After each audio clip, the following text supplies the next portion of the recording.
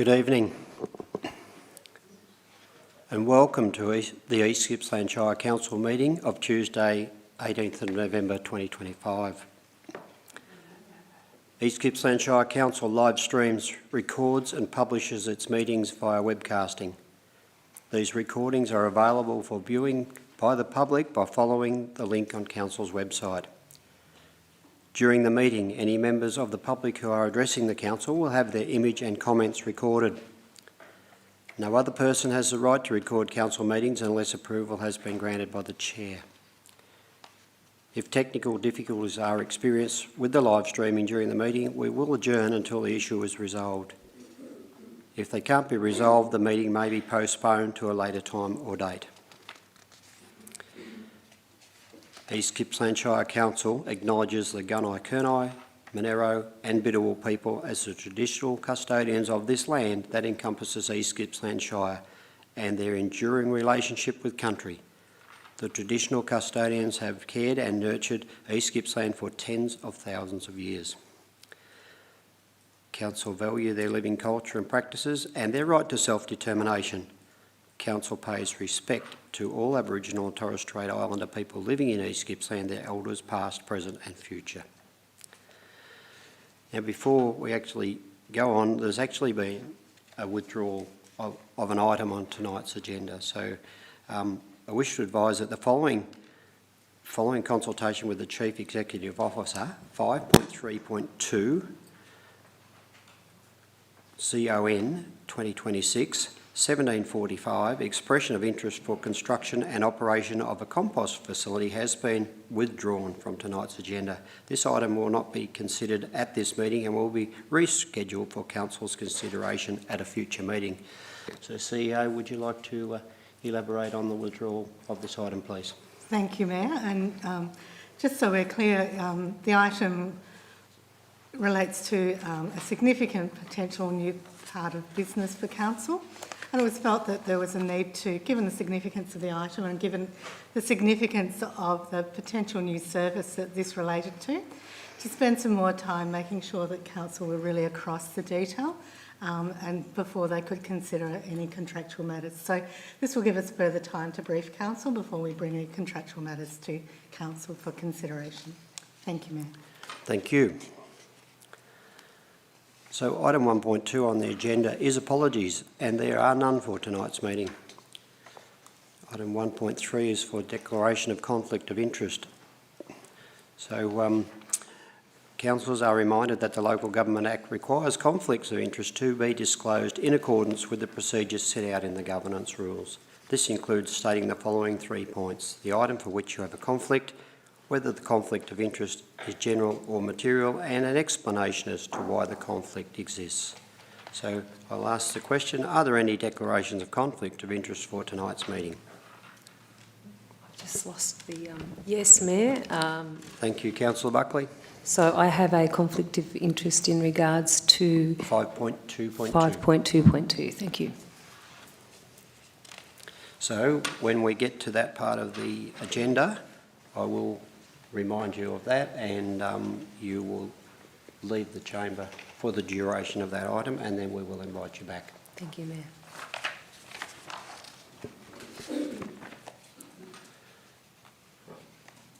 Item 1.4 on the agenda is confirmations of the minutes. So do I have a mover to confirm the minutes of the council meeting held on Tuesday, 21st of October 2025? Thank you. Thank you, Councillor Allen. Do I have a seconder for this? Councillor Travascus.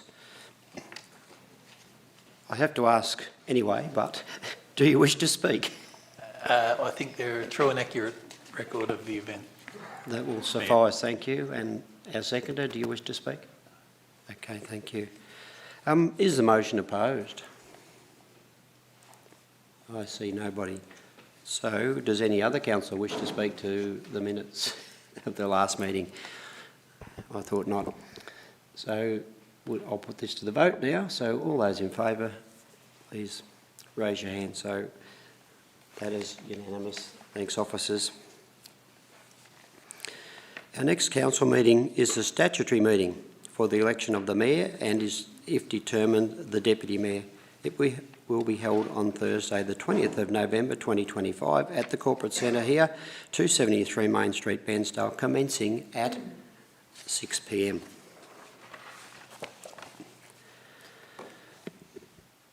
Now I'll ask the CEO, do we have any requests for leave of absence, please? None received, Mayor. Thank you.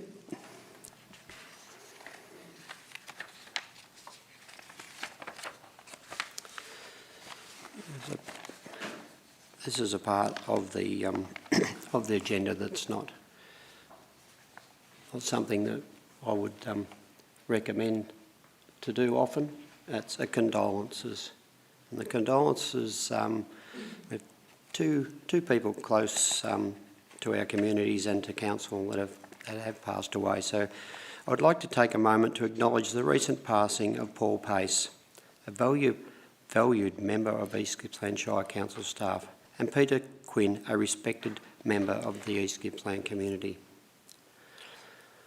Paul has served as a school crossing supervisor for nearly 2 decades, faithfully manning the Hope Street crossing at St Mary's Primary School since 2006. He was a familiar and friendly face to generations of St Mary's students, families and community members. Paul was known for his kindness, reliability and trademark wave that brightened the day for all who passed by. Council recognises Paul's dedication to the safety and well-being of our community's children. His care went beyond duty. He knew every child by name, noticed when someone was missing and treated everyone with warmth and respect. Paul will be remembered as one of life's true gentlemen, a man whose compassion, commitment and gentle nature made a lasting impression on those around him. Council extends its deepest condolences to his wife Polly, family and colleagues within the Community Laws team and Council. Now, Peter was a respected community member known across East Gippsland for his work with the Royal Flying Doctors, where he provided support to communities from the Omer, Buchan, Orbost, Cairn and Mallacoota districts. Peter had a long history of volunteering for the good of his communities. He most recently led the Orbost District Community Recovery and Transition Committee as chair. Peter was kind, considered, inclusive. He loved music and provided many opportunities for the Orbost District to experience performances through his role on the Snowy River Arts Network. He was instrumental in the establishment of the Orbost Arts Centre. Peter was a keen swimmer and surfer and loved Marlow and the wilderness coast of East Gippsland. Council extends its deepest condolences to his wife Penny and family. Councillors, I now call on any councillor to move the following motion of condolence. The council acknowledges the recent passing of Paul Pace, a valued member of East Gippsland Shire Council staff, and Peter Quinn, a respected member of community, including through Council's Community Recovery Committee, and extends its sincere condolences to both their families. So do I have a councillor who would move this condolence motion? Thank you. Councillor Crook, and a seconder. Councillor Farquhar, thank you. Councillor Crook, do you wish to say some words? Thank you, Mayor. Just that it's always important to recognise the contribution that people make to our community, whether they're staff, as in this case, or a community member from Orbost. I knew Peter Quinn for almost 30 years, 25 years. Peter was a warm, welcoming and supportive man. He was always willing to lend a hand and to help others. He was dedicated to and worked tirelessly for Orbost and the communities of the Far East. He will be missed. Vale Peter, my condolences to the families. Councillor Farquhar.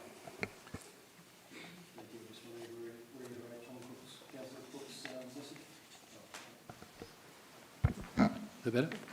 Thank you. Just want to reiterate Councillor Crook's comments there, and Vale to both of them. Thank you.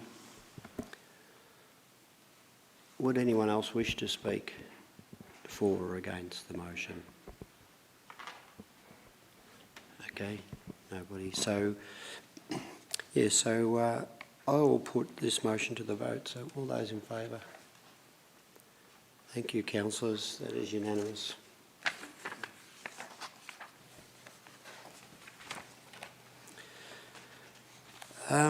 So now we'll move to our open forum section. So the first item is 1.8.1 petitions, and there are no petitions on the agenda tonight.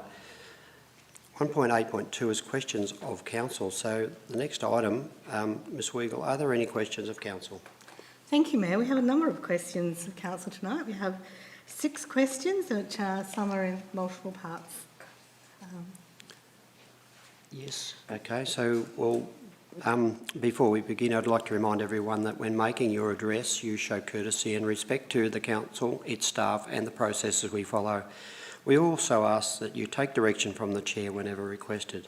So during public questions or submissions, there won't be any discussion or debate with attendees. However, councillors may ask questions of clarification to the attendee. So as chair, I may need to stop a question or submission if it is deemed inappropriate or not in line with council's governance rules or the mutual respect charter. Each person addressing council is allocated a maximum of 5 minutes speaking time. Now, I understand there is a total of 12 public questions for tonight's meeting submitted by 6 members of the community. 2 community members have requested that the CEO present their questions on their behalf, so these questions will be heard first, and then the individual community members present at the meeting will be called on to present their questions themselves. So, Ms Weigel, could you please present those 2 questions that you've been asked to read out? I will, Mayor, and I might ask that Mr Stevenson, our General Manager of Place and Community, comes forward, because I believe most of the questions relate to his portfolio this evening. So the first question is from Ms Gillian Smith. The question is in 2 parts. I will read both parts and then ask for Mr Stevenson to reply. Question 1, and I believe that whilst it doesn't relate to it in the question, this relates to item 5.2.1 before you this evening, which is the planning permit for Krauatungalung Walk. No budget has been given for the project. Given the current economic climate where construction costs are escalating greater than inflation, will the council have enough funds to complete the walk in its entirety? We remember the footbridge fiasco. And the second question, do you realise that approving this permit, locals, tourists will lose beach access for swimming, boating and kayaking? So I'll hand over to Mr Stevenson for a brief response. Thank you for the question, and through you, Mayor. To be clear, the report before Council tonight relates to the Council's role as the responsible authority under the Planning and Environment Act. The project management and budget management arrangements will be undertaken by Council's project managers in accordance with Council policies and procedures. So it's actually separate to the planning item that's here tonight. There's also the project details will be updated on Council's Your Say site, and any council funding contributions will be considered as part of our budget process, and it's also worth noting that there's multiple funding sources for this project. The second part to the question, so it certainly is acknowledged that the project will alter the current informal access arrangements to the foreshore. However, the existing boating access to private jetties will be retained, and the proposal provides an overall enhancement of public recreational access via the constructed boardwalk. Further access to the beach area will be provided. Currently, there are some erosion issues that impact safe access to the beach across areas of the foreshore. Thank you. And Mayor, I will go on to the second question from Mr Peter Neveraskus. 2 questions. Again, I'll read both and then ask Mr Stevenson to respond. Question 1, it's unclear from the term working conditions in the proposal refers to and what that refers to. The conditions in the recommendation should be resolved, settled and certain prior to the consideration of the recommendations to grant a permit. What does the Council intend to do to rectify this? And the second question, according to Council's Mutual Respect Charter, safe workplace expectations for your staff is paramount. Why isn't the same respect shown towards ratepayers who will have a raised boardwalk built in front of their bedrooms, compromising their safety and security? And again, I'll hand over to Mr Stevenson for a response. Thank you. Thanks for the question from Peter and through you, Mayor. In relation to the first question, the working conditions, the officer's recommendation is that council issue a notice of decision to approve the application, subject to the conditions contained in attachment 1 of the documents that you've got tonight. If approved, then the permit will include those conditions. So they're in the attachment, and a permit, once the permit's produced, it will include all the conditions outlined in those attachments. In relation to the second part of the question, the proposed boardwalk is on Crown land and is approximately 10 to 15 metres from the front property boundary of the adjoining houses. The recreational use of the boardwalk is not considered to present a direct risk to the safety and security of adjoining residents. The council's decision must balance the concerns of adjoining property owners, and we get that, against the overall public benefits to be provided by this proposal. Thank you. Our next questioner was online. I'm not sure if he's with us. No.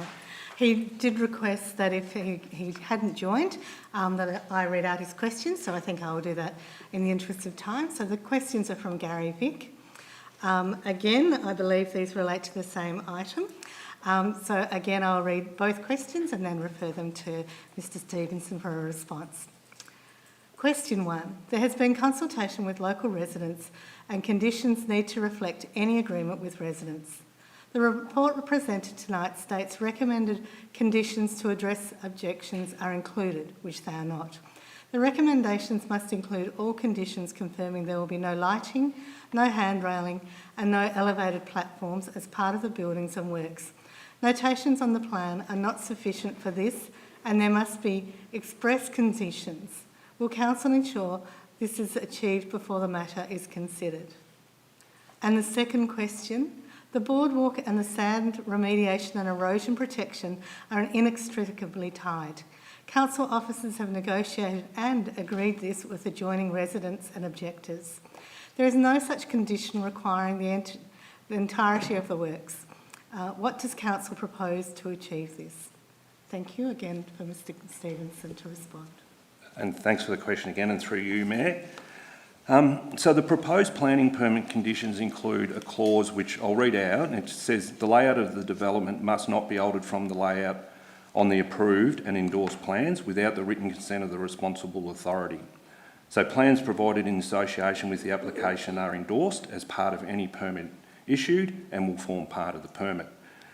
So the submitted plans do not include lighting, handrails or elevated platforms. So if a permit is issued, it will therefore not allow for these elements to be included in the development. If they were to be included or proposed to be included, this would require an amended planning permit application to be lodged. So because they're not in there, they're not included. In relation to the second part of the question, some of it I think I've answered in the first response. However, the submitted plans include delineation of the areas proposed for sand renourishment and revegetation and the placement of geotextile sand containment structures. So once again, the same condition, the layout of the development must not be altered from the layout on the approved and endorsed plans without the written consent of the responsible authority. There's also another condition, which is condition 16, which is derived from the Deakin Marine and Coastal Act consent, which states the works are to be carried out in accordance with the application form and supporting information and plans received on the 18th of September 2025. These plans include details of the sand renourishment, revegetation and erosion control measures. A construction environment management plan must also be submitted and approved by DECA. When approved, the plan will be endorsed and will then form part of the permit. Thank you, Mayor. I believe the rest of the questions, the questioners are in the gallery with us. Good, thank you. So I would ask if Mr Maxwell Davenport would come forward and ask his questions. Oh, sorry, right there.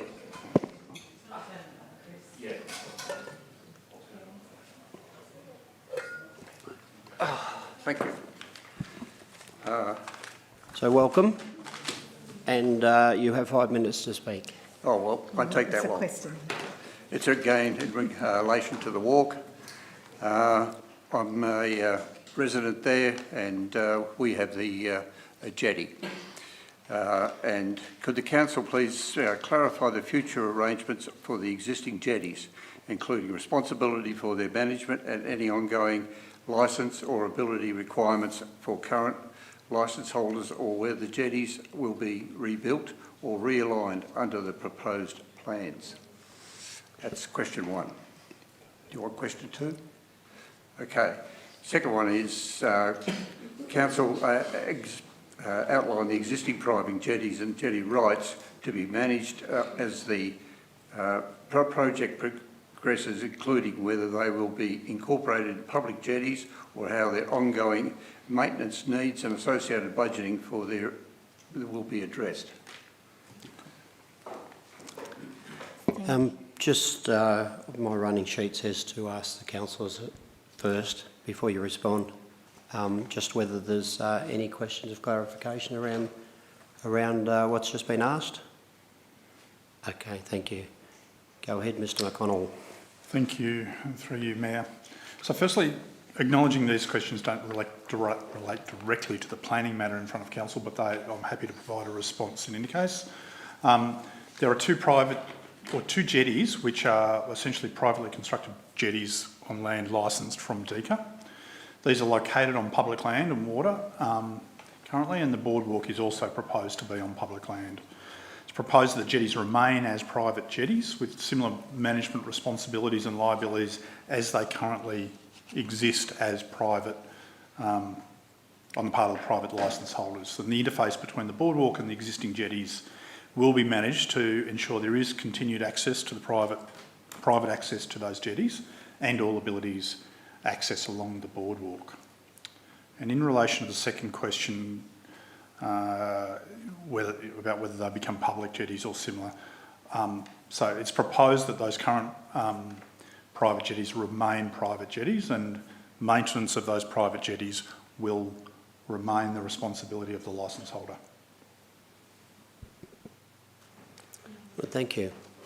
Thanks for that.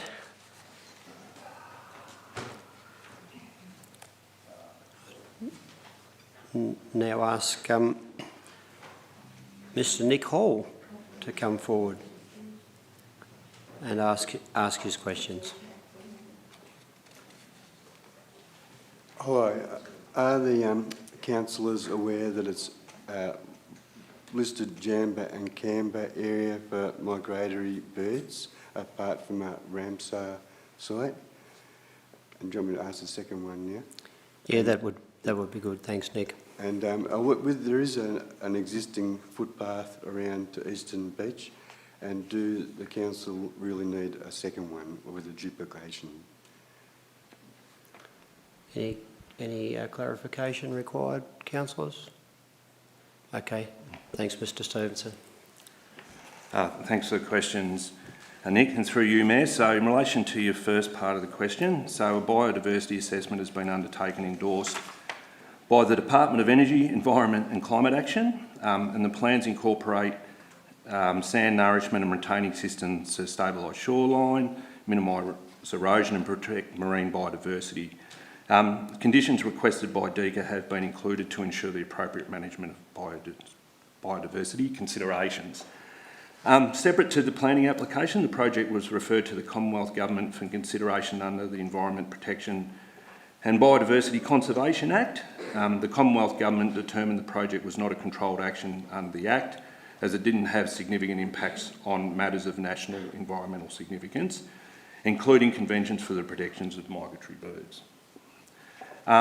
Yes, we are aware in relation to the second part of your questions that there is other access out towards Eastern Beach. However, it's believed that the proposed boardwalk provides an alternative recreational access along the Crown Foreshore, which we believe will enhance the overall recreational experience for locals and visitors. Thanks, Nick. Thank you.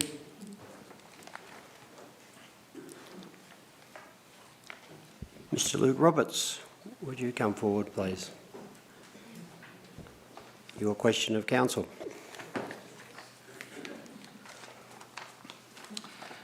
Question one.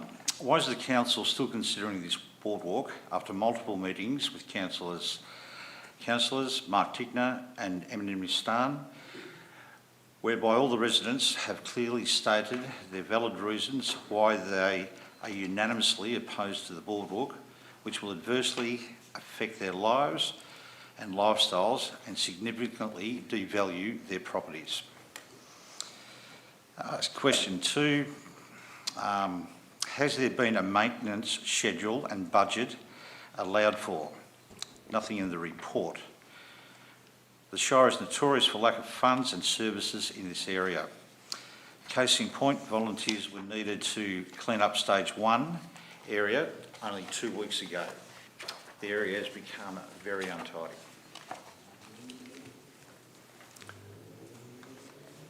All good, councillors? No questions of clarification? Oh, yes, Councillor Buckley. Yes, thank you. I just want some clarification around the statement that you said that that it would devalue the property. I'm not clear about... Well, we've discussed it a lot with a lot of the councillors. You weren't there at those meetings, Sonia, but how it will devalue the properties at the moment, for instance, where I am and where everyone is along there, we're able to walk out of our back doors, right, walk directly down onto the sand and straight into the water. Now, with the proposed boardwalk, the one that's been done before us, we will not have direct access to the water, right, with the way the boardwalk's proposed, right? Because you're going to have the boardwalk and then your sand barriers, and so we won't be able to just walk out and hop in our kayaks, hovey cats, go prawning, snorkelling, all those sort of things which we do on a regular basis, right? So it's going to deny direct, true water frontage access. Now, if at the moment, right, if someone was to come along and say, look at purchasing where I am, 4 Princess Highway in Dom and Jenny, they would see the property with the jetty and they can look, I've got a tinny sitting in the water right now, right, literally right now. And if they were to look at it now and then look at it with no access to the water, direct access, it's not going to be as worth as much money. And you don't have to, I could go on and on and on, there's no need, but it will definitely be a marked decrease in the property's values, no question. Thanks for the clarification. Yep. Thank you. Mr Stevenson, you wish to respond now with your answers? Thanks for the question, Luke, and through you, Mayor. So councillors are responsible authority under the Planning Environment Act 1987 is required to consider and determine the planning permit application. That's what we're here to do. In doing so, council must consider the objections and the requirements of the East Gippsland planning scheme. It is certainly acknowledged that adjoining residents object to the proposal, and those objections have been considered in the detailed design of the boardwalk, which has limited its overall height and excluded handrails as requested by the objectors. Council must balance the issues raised in the objections against the broader planning objectives relating to public access to the foreshore and improvement of access for recreational facilities and for the broader public. So in relation to the second part of the question, so the ongoing maintenance is not a component of the planning report. That is done separately to the planning report that's through council tonight, and the boardwalk will be maintained as part of council's normal maintenance programs. So council will be responsible for maintenance. That's all, thank you. Thanks. Thank you for your questions. So now we come to public submissions. So we have 4 speakers for tonight's meeting. 2 speakers wish to speak to item 5.2.1. 1 speaker wishes to speak at item 5.2.2, and these submissions will be heard when we reach the relevant items on the agenda. The fourth speaker is Ms. Rebecca McLaren, accompanied by 3 students from Nungurner Primary School, who I now invite to address Council on the health of the Gippsland Lakes system. So, if you would like to come forward.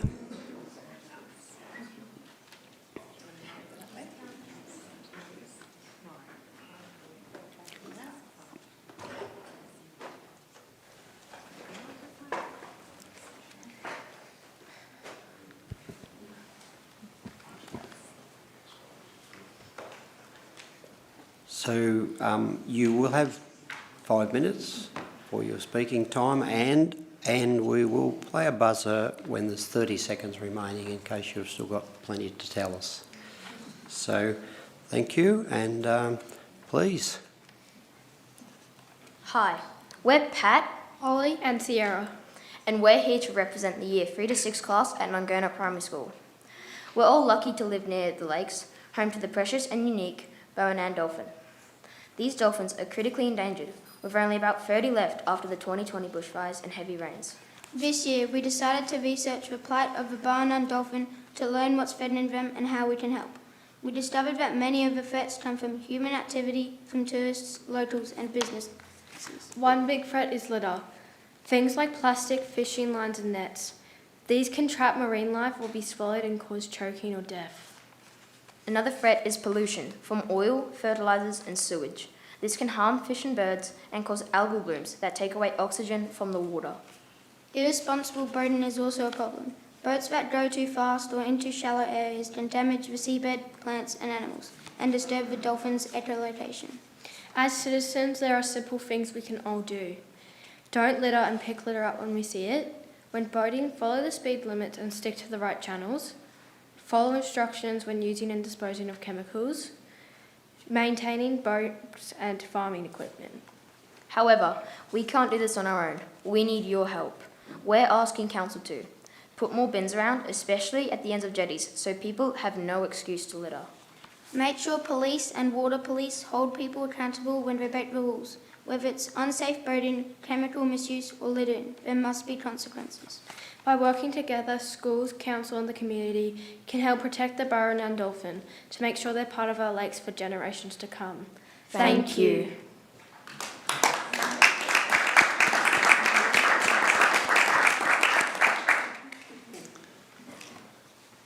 Councillors, do you have any questions of clarification for that? Yes, okay, Councillor Buckley. I was just going to say that concise eco lesson. Well done. So, as far as your Nungurner Primary School is going to action how to work these plans that you've come to ask on behalf of your school for our council, what are you doing at your school actively to participate in ensuring the safety of the dolphins? We're fundraising to look into research for the Burrunan dolphin and help a foundation called Mammals Marine Foundation, if I'm correct, Marine Mammals Foundation, as they will help research to bring back the dolphins' population up. We also will, like today, we went around Bullock Island, picked up as much litter as we could find, and every year we research and try to find ways to help the dolphins so then they can be part of, so we can keep them here and not lose such a precious creature. Look, thank you. I think you're inspiring. It's really lovely to see the impassioned work that you're doing, and it gives us a lot of faith that young people are engaged and they're actually doing hard work. So well done, and I'm hopeful that our council group can have a discussion about what you've proposed and see where we can land in your request. So thank you very much. No problem. Thank you. Councillor Eastman, are you? Thank you, Mayor, and through you. Well done, kids. I think it was pretty clear what you're asking council. I'm just wondering, have you been involved with the Friends of the Gippsland Lakes and the work they do to protect the Burrunan dolphins? Yes, we've been testing the water for phosphorus levels and just studying their behaviours around. Fantastic. Thank you. Good, thank you, Nungurner Primary School. And again, well done.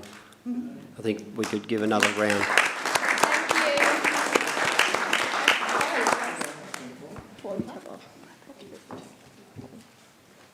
Thank you.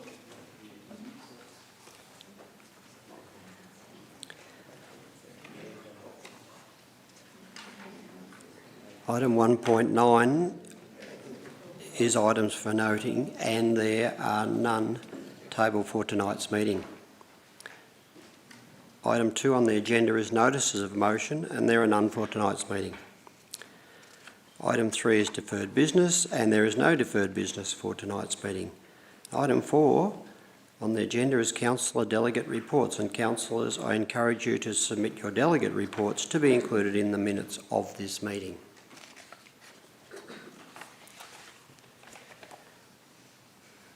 I'll now move on to officer reports, and the first report is item 5.1.1, which is a project management overview. So Ms Weigel, would you please present your report? Thank you, Mayor. It's not very often that I get to present a report, and I must say that most of the work here sits with Chris Stevenson and others in the executive team, and with Renee Littlejohn, who is here to answer any technical questions.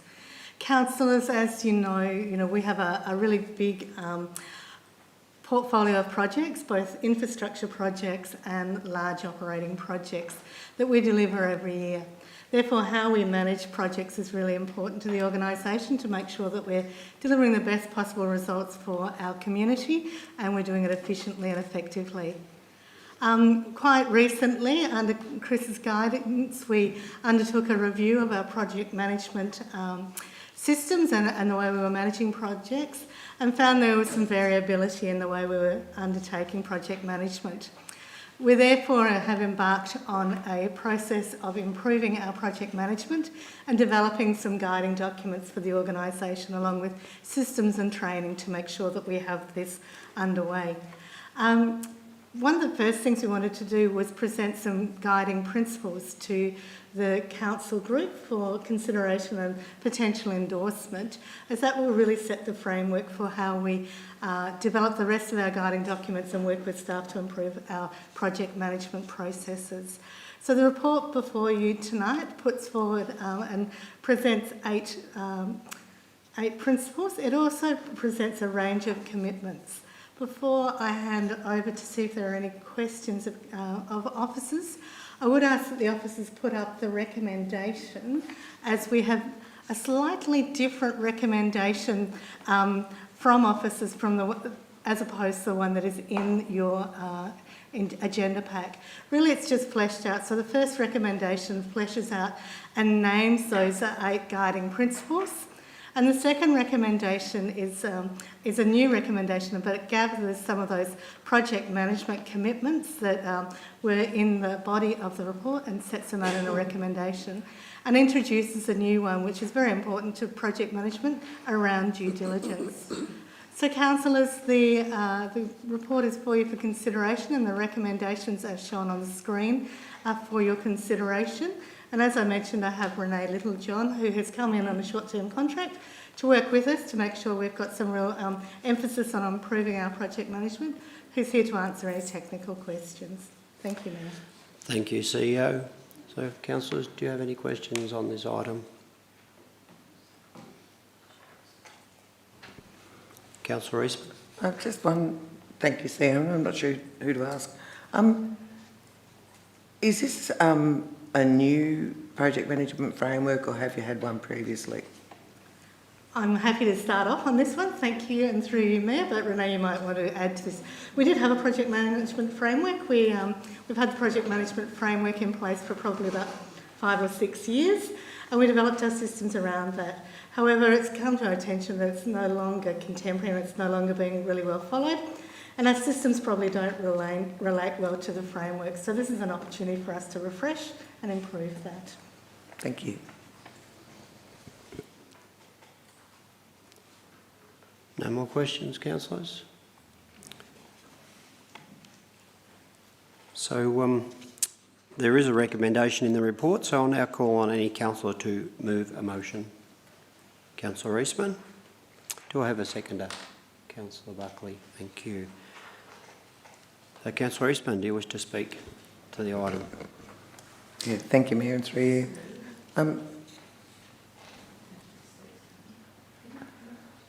Project management is a fundamentally important part of our business, and it's been a key focus for the councillor group this term in improving the way we do things and improving our outcomes and getting better value for our dollars. So I'm really pleased to see the commitment by the CEO and the staff to improve the way we do it, and also acknowledgement of the councillors' roles in providing strategic direction to ensure that projects that we commit to actually reflect what the organisation needs and provide a bit of balance into the future. And I'm particularly grateful to the CEO and staff for including the due diligence up front in project prioritisation, because I think that's a critical thing for our councillors to consider, and it means that we're going to be much more informed before we make decisions on projects, and also very pleased to see their commitment to continuous improvement through evaluating projects and capturing learnings, because we know too often with changes of staff, corporate knowledge walks out the door, so it's really pleasing to see that we won't see that in the future, and we'll be moving forward with much more confidence in how we deliver projects. Thank you. Councillor Buckley. Thank you. I concur with Councillor Eastman. I think she's captured that beautifully.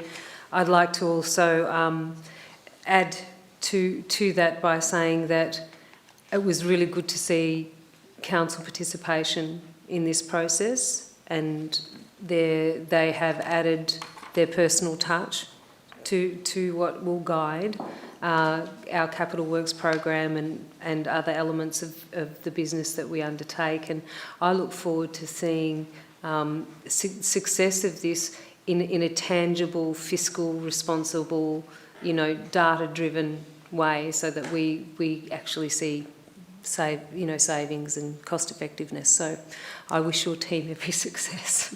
Thank you. Councillors, is the motion opposed? I see no one. So does anyone else wish to speak for the motion?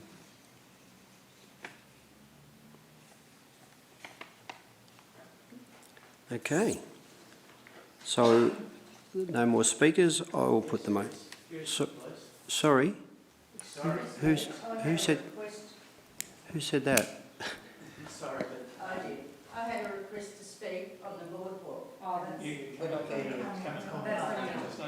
thank you, because I was going to move on to another item. Okay. Thank you. That took me by surprise, because I didn't recognise the voice. I'm going, who was that? Okay, so councillors, we've got to the stage of putting this to the vote. All those in favour?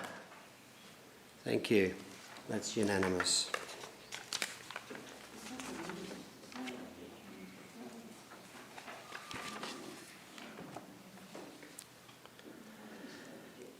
So now we move to 5.2.1, which is the planning permit application 2024.373 for buildings and works and removal of vegetation associated with the Krauatungalung Walk Stage 4 Lakes Entrance Foreshore.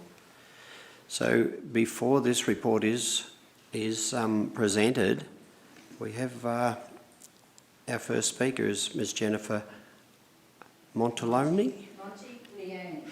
Yes, so you obviously should be ready, because you gave us advance warning. So welcome. That's okay. I apologise because mine isn't in question form, but this is how we feel, okay? I am speaking on behalf of my husband and family. After many stressful years thinking about this project, you now have the nerve to put a time limit on us at this critical point of decision making. With all due respect, about the proposed Krauatungalung Walk, whoever thought that this naming would serve as recognition towards our Indigenous? In fact, every segment I have been following on the TV, ABC, etc., with Indigenous representatives and leaders appear to always push for the preservation of nature and the environment, therefore concreting this natural outlook, obviously for commercial gain, becomes an unjust, but not only to us as landowners, but also to cover up for the naming of the walk. Points to be considered. Number one, Prawning season for the locals and the enjoyment for tourists. 2, loss of now extended launching places direct for small water sports. 3, bird life direct to the water edge. 4, liability and insurance of our private jetties and the closeness to all our backyards and our bedrooms. That's number 4. 5, health factor, stress from the continued all amenities access, that is noise level, dog droppings and many more other reasons not to mention. 6, in conclusion, my husband and I, before purchasing this dream 4 Princess Highway, loved Lakes Entrance most of our lives. We looked at all positions and aspects, places with beautiful views and closeness waterfronts, and nothing compared to 4 Princess Highway. As was advertised with a huge sign on the front of the property as absolute waterfront with private jetty. Please don't ruin this. P.S. We also feel, as Luke Roberts said, such a project would devalue our property to a great extent. We hold counsel for this loss. Thank you. Just please, in case somebody is asking for any clarification. Do we have a question? Yeah, Thank one, you, please. Councillor Eastman. A query about what you can see from your bedroom window. I thought I heard that it was 10 to 15 metres from the boundary of properties to the boardwalk. Is that... It's still fairly close, and the noise is going to be going day and night. Scooters, etc. Yeah, so it's not very nice. Thank you. Thank you. Thank you very much. Now, our second speaker. That's you, Bruce. Sorry, go ahead, Sorry. CEO. No. Oh, it's all good, okay. Holding you in suspense, Bruce. So, yes, our second speaker, if he would come forward, please, is Mr Bruce Hurley to make his submission, and the same applies. You have the 5 minutes of speaking time with a 30-second buzzer warning.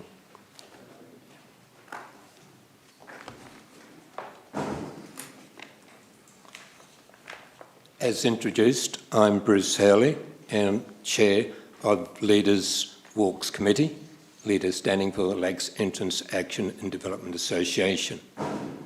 I was Chair of Leader during the time that Leader had responsibility for developing the design brief for the Krauatungalung Walk. I realise that councillors have details of the walk in their papers, so I don't intend to go through the details of the walk. But I would like to make 2 points. The first being, this is an all-abilities walk around the shores of the lake is so important to Lakes Entrance. The lakes and the ocean entrance to the lakes is what defines Lakes Entrance. The walk is important on so many fronts. It will tell the story of the Lakes Entrance Aboriginal community. During recent years, there have been countless hours discussing with Aboriginal elders of the Lakes Entrance community as to the detail of the story to be told. I've had the privilege of being part of these discussions. It is a true reconciliation project. It is a walk that will be accessible to all, starting at the footbridge, the centre of Lakes Entrance outdoors recreational hub.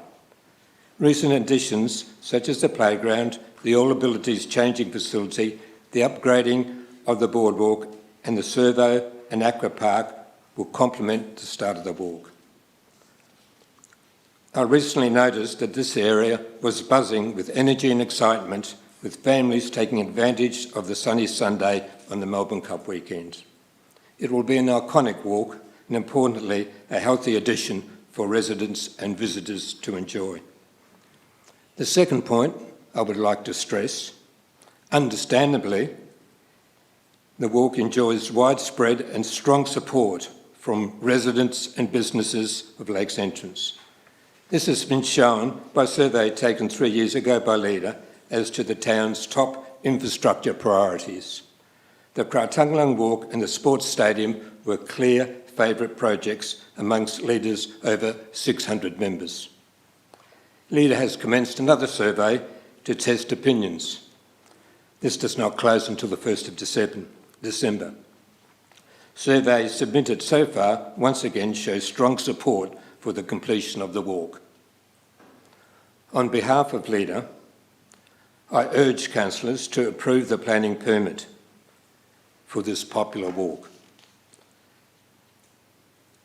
and the completion of stage 2 and 3 and 4 of the walk, and to seek further funding to allow stage 1 of the walk to be completed. That's the southern or ocean side boardwalk. Without stage 1, the walk will still be an excellent walk connecting the main surf beach to the eastern beach along the townside shores of Cunningham Arm. Good, thank you. Yes, Councillor Allen. Just one question of clarification, going back to Jenny's talk. Could you explain the origins of Krauatungalung, please? Yeah, the Krauatungalung, there's 4 or 5. It's 5 clan groups in the Gunai Nation, and the Krauatungalung Walk is is one of the clans of the Gunai Nation, and it's obviously the area of the walk is where the Krauatungalung clan lived so many thousands of years ago.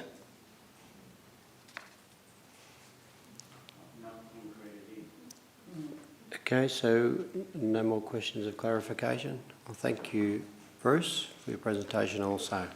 Yeah. Thank you. So I would ask our General Manager of Place and Community, Mr. Chris Stevenson, would you please come forward and present your report? And ably assisted by Martin Richardson. Welcome, Martin.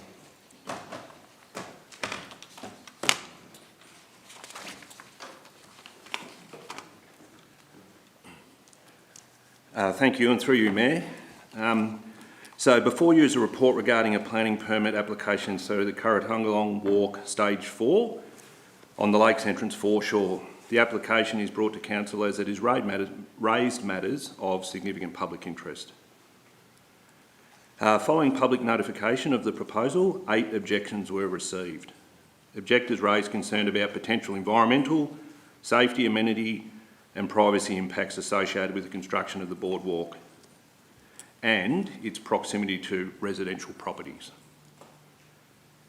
The Department of Energy, Environment and Climate Action, DECA, have provided consent under the Marine and Coastal Act 2018, and there's a clause 66.022 of the East Gippsland Planning Scheme, including conditions relating to construction, environmental management plan, protection of habitat, provision of native vegetation offsets and sand re-nourishment. It is considered that the construction of the facility can be undertaken to minimise environmental impacts within acceptable limits. Objectors' concerns, which some of you have heard tonight, relating to privacy, amenity and access to jetties are noted. However, the boardwalk has been designed to minimise visual intrusion and maintain existing jetty access. It is acknowledged that the public use of the boardwalk will introduce a new element of pedestrian activity into the lakeside views of adjoining residents. However, the provisions of the pedestrian access are considered a legitimate and desirable use of Crown foreshore areas. The project is to be constructed on Crown land and provides enhanced public recreational access to the lake foreshore in accordance with established planning objectives. The proposal is considered to provide an overall net community benefit and is recommended for approval subject to the conditions that are outlined in your attachments. So as mentioned, with me tonight is Martin Richardson, Manager of Planning and Development, who can help answer any technical questions you might have, and the report is presented to you for your consideration. Thank you, Mayor. Thank you. Councillors, do you have questions of officers on this item? Councillor Buckley. Yes, thank you very much. So my question is in regards to design. In this recommendation, there's a design that sits back 15 metres or so from the foreshore. During briefings, I discussed an alternate design of having at the eastern end mesh at sand level, so low to be just above the high tide mark, and that would go underwater in flood or even a big king tide, similar to the Noosa, which had mesh at sand level, and mesh rises to meet the middle of the jetty road and Middle Street, so people can continue to launch boats and canoes, etc. And at the western end, the rest of the walk is a problem as the existing licensed jetties are at a higher level, need to be push the walkway away from the property's boundaries and keep it as low as possible between jetties. It does completely compromise the security on the jetties, and that is a real concern. So I raised those issues, and I'm just curious as to were any considerations given to that to be able to change the scope of the design? Happy to, thank you, Councillor, for the question, and through you, Mayor, happy to attempt to answer the question. Just a reminder that the design of this project has been carried out by Council's projects team and the design has been refined in response to consultations and discussions held with the adjacent landowners. In relation to access to the water, it's important to note that there is no formal access to the water provided by Crown land licences or leases, that the properties simply abut the Crown land. So there's no current leases or licences that provide access to the water by those adjoining landowners. Of course, they access the water informally, as any member of the public could do. For example, you could walk along that foreshore and access the water. The design of the boardwalk that was modified relates to the height, the overall height of the boardwalk, because there were concerns about visual intrusion, and that was quite valid. People sitting on their deck or in the front of their house looking across the water were concerned about that visual aspect. So the height was minimised in relation to obviously being clear of the water levels. There were also concerns about handrails and lighting, and the design was modified in response to those concerns. In relation to the sand renourishment, that is partly to deal with ecological processes, because there are, and I'm sure Councillor, you're familiar with the foreshore area here, it consists somewhat of mud flats. And so the sand renourishment is intended to deal with some of the ecological processes that are at play there and to provide a coastal environment that's consistent with those ecological processes. Understood that some of the objectors will have concerns about how they can physically access the water, but again I would point out that those people who have private jetty licences can continue to use those jetties as they would normally under their licences for boating access, and that any member of the public is able to access the foreshore along that public Crown land reserve. I really can't answer any technical side in relation to height of sand, in relation to high water marks, etc., except again to say that it's important to note that the design of the sand renourishment and the erosion management control measures has been carried out under a biodiversity assessment and a detailed set of technical reports that have come up with recommendations as to how that is best managed. Thank you. My supplementary question, Mayor, if I may.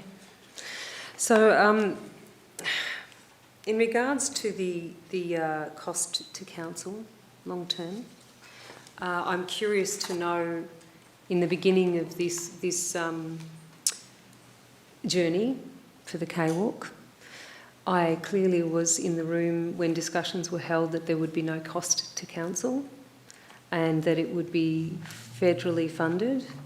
And as we've gone through the journey, that hasn't been the case. So what I would like to know is how much is this going to cost council now in this next leg of the journey and into the future? What is the likely cost to the ratepayer? Thank you. If I may, Mayor, I might take that one because it is not a planning question. So I will just reinforce that we're here to consider a planning application, and we need to some extent, divorce our project responsibilities from our planning responsibilities and where our planning authority hat for this particular item. I would refer the councillors to the adopted budget and earlier discussions that we've had around the project, where it has been confirmed that it is predominantly grant funded, but there are some elements that are not able to be funded through the grant, and they are funded through council cash. So there was $100,000 or so, which is project management, and some of those elements which are not able to be claimed. However, this evening I would encourage councillors to consider looking at this project and this report through that planning lens. The councillors will have other opportunities to consider the project through a contractual and project management lens if a planning permit is granted for it. Thank you, Mayor. Thank you, CEO. Councillor Eastman. Thank you, Mayor, and through you. A query, Martin, about the design of the walk, because I haven't been there, I'm sorry, but when the residents talk about not being able to access their jetties, has there been a consideration of bridges over the walk? And we've set it up to sort of ensure that residents can access? Thank you. Thank you, Councillor, and through you, Mayor, good question. I visited the site with one of the objectors and we spoke about that, and there was quite a lot of discussion between the project designers and the private jetty owners. So basically there's a number, I think there's like 3 private jetties that extend out from the foreshore. The boardwalk runs at right angles to those jetties and crosses the jetties. There is a small ramp that provides for the boardwalk to effectively step over the jetty, and equally for anyone accessing the jetty to step over the boardwalk. And that's been designed with disability access in mind. So basically, understanding that a boardwalk crossing the jetty is a new addition to that jetty, but basically the boardwalk design enables people to access those private jetties and to use them as they would in normal circumstances. Thank you. Councillors, Councillor Ashworth. Yes, have your question. Thank you, and through you, Mayor. Curious to know if there's any other referring or determining agencies involved in the project. You mentioned DECA. Is there anyone else? Thanks, Councillor Ashworth, and through you, Mayor. Yes, so there were referrals to DECA under 2 different referral pathways. One was for the Marine and Coastal Act consent, which requires their consent for the project. For the council to issue a planning permit, we need their consent, and they have provided that. And there's a number of conditions in the proposed conditions that relate to that consent.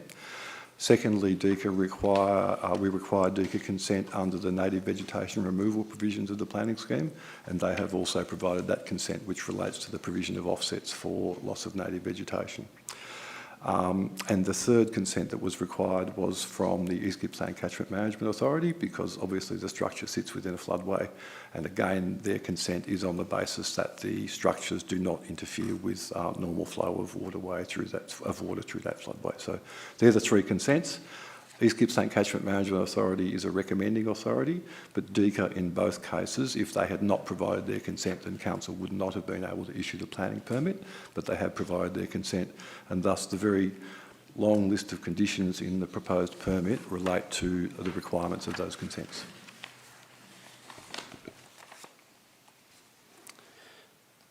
Councillor Crook.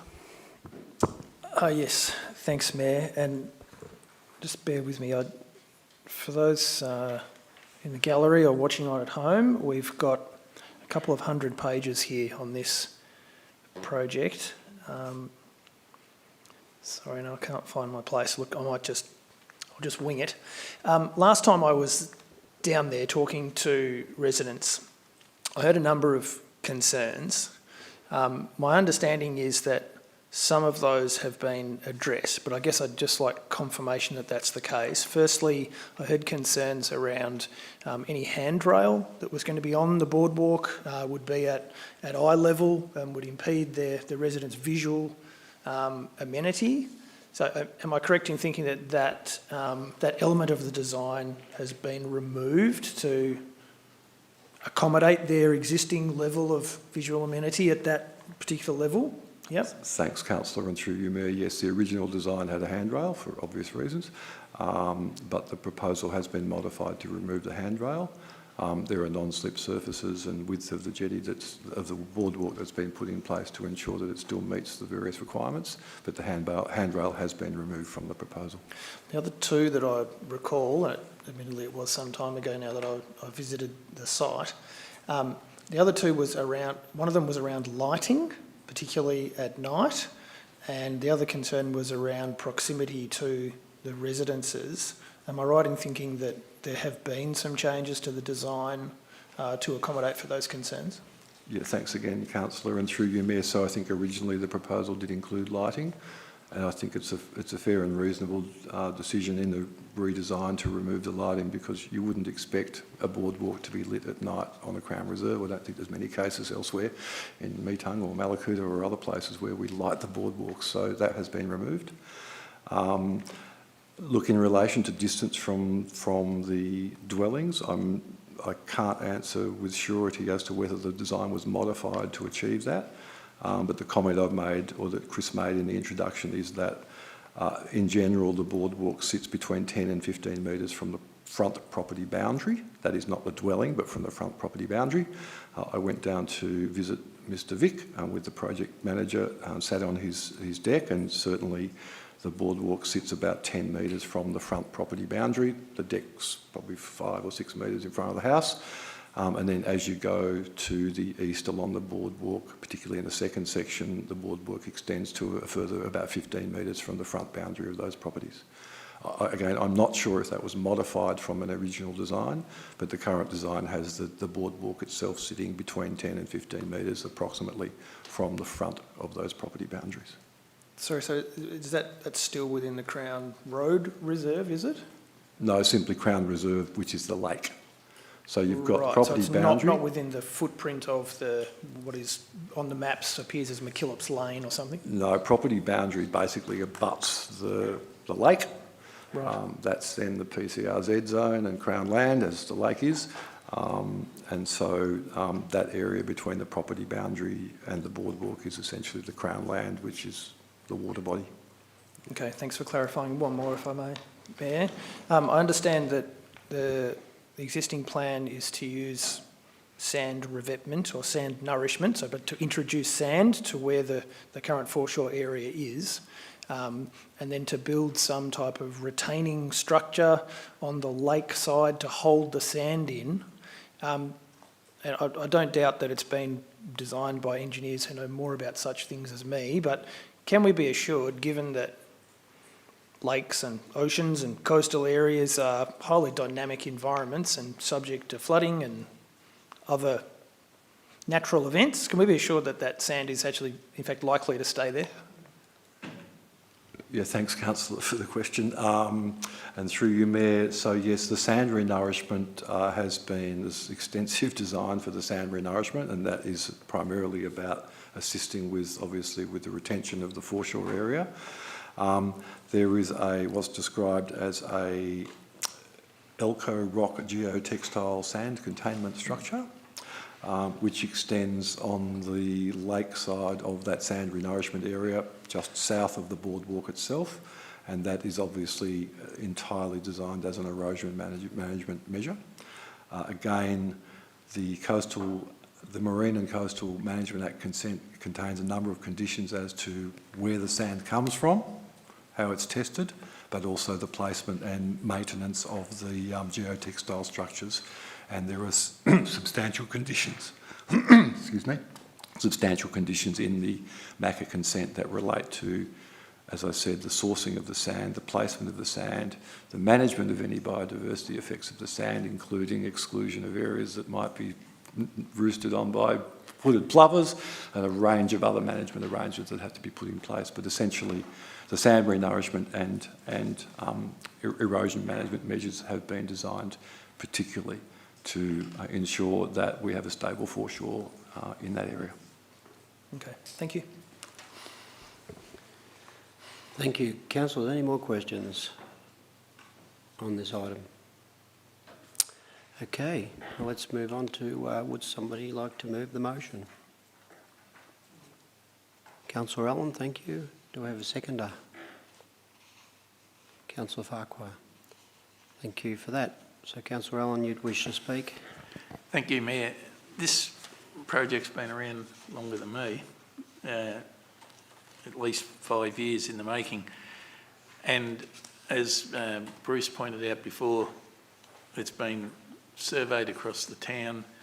There's been elections fought on it, basically, and it has very, very strong support within the Lakes Entrance community. And having said that, I fully understand the effects and the feelings of the residents there, but in my position, I've got to reflect the view of the majority of people, and that's what their view is, that they want this project to go ahead. Councillor Farquhar. Thank you, Mayor, and through you, Mayor. I agree with Councillor Aaron about that, and I also think it actually enhances that end of the lake. It is similar to a footpath going in front of people's places, so I think the beautification and the replanting of that whole area will definitely enhance the area, so I thoroughly endorse it. Does anyone wish to speak against?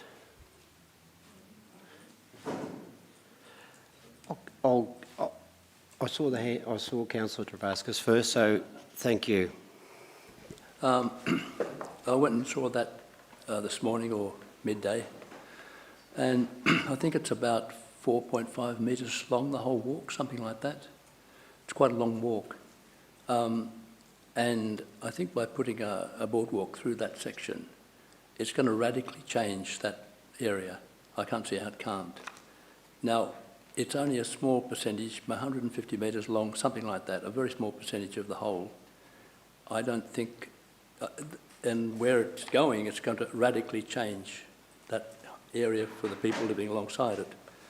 So I think that just going around that section, you can still look back if you go down to Middle Street and continue that right around. I think it'd be better off to put the money a bit further on rather than mucking up that idyllic spot. Thank you.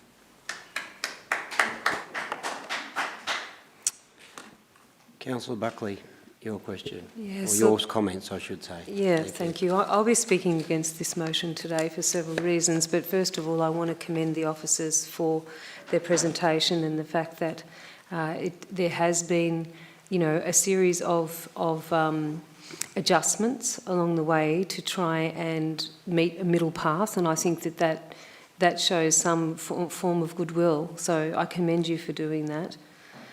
The reason why I'm speaking against this motion this evening is that I've taken some time to deliberate, and I hadn't predetermined my decision until right now. And when my computer did exactly the same as yours did, Tom. When I think about what this means for community, I understand my fellow councillors' position that they believe that they're supporting the greater community's aspects of what the expectations are for this area. However, when I look at the design, I feel that we could have done better to protect the environment in the design.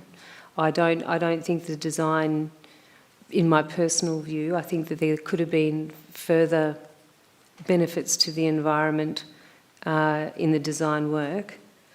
Secondly, and I know that I've been asked to put my planning lens on, but it would be remiss of me as a councillor not to take into consideration the fiscal implications of what this means for our ratepayers. So that's another consideration that has allowed me to make a decision not to support this. But the main reason is because I believe in the castle. And when you've got a home and it's your joy and it's your pride and it's your space, it's not a footpath. This is not a footpath that's going out the front of a residential, suburban area. This is a boardwalk going in, right in front of a traditional space that has been loved by families over decades.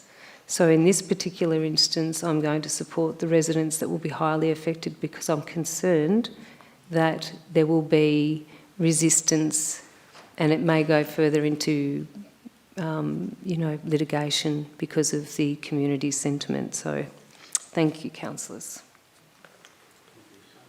Thank you, Councillor Buckley. Does anyone else wish to speak for or against? Councillor Crook? Thank you, Mayor.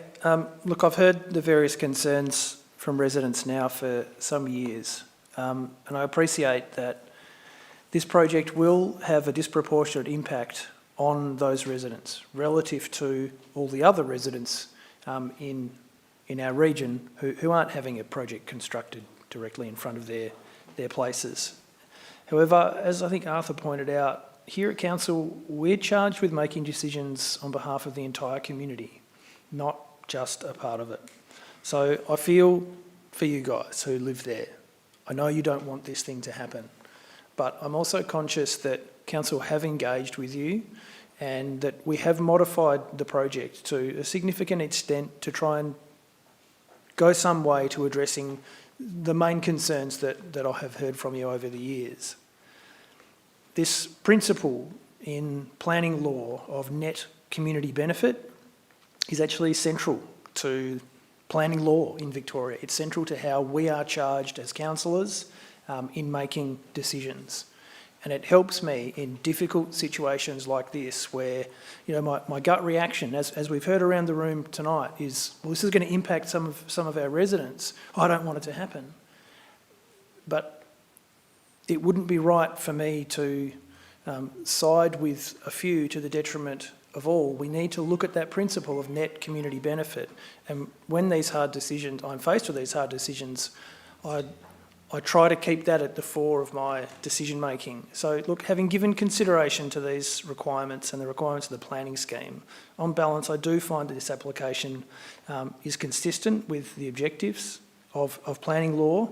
And I think on balance this will be a good project for Lakes Entrance, and I think it will be a good project for the region. However, I do acknowledge that for some of our residents you may choose to disagree, and I understand why. Thank you. Any other councillors wish to speak? So, Councillor Allen, you have the right to reply. Thank you, Mayor. Look, I think Councillor Crook summed up the situation that we're in. And as a councillor, often it's very, very difficult. But you've got to consider the report in front of us, the input from the community, and balance it out on that. So I think that, in essence, that's what this decision needs to be based on. Thank you. So it leaves us to go to the vote, councillors. So all those in favour? All those against? Officers, that is 5 for and 4 against. So the motion is carried.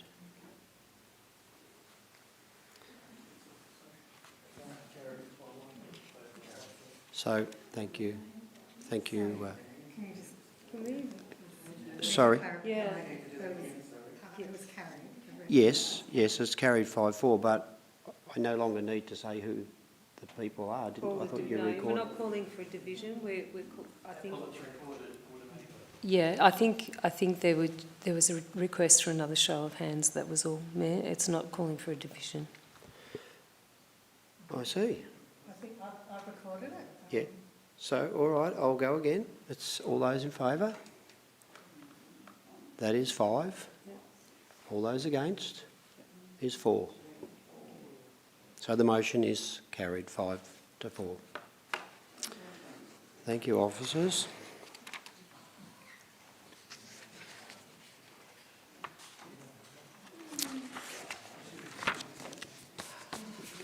Now, that brings us to item 5.2.2, which Councillor Buckley, you have declared a conflict of interest. So if Thank you, wish to Mayor. leave, I'll yes. leave. And we will call you back when the item's finished.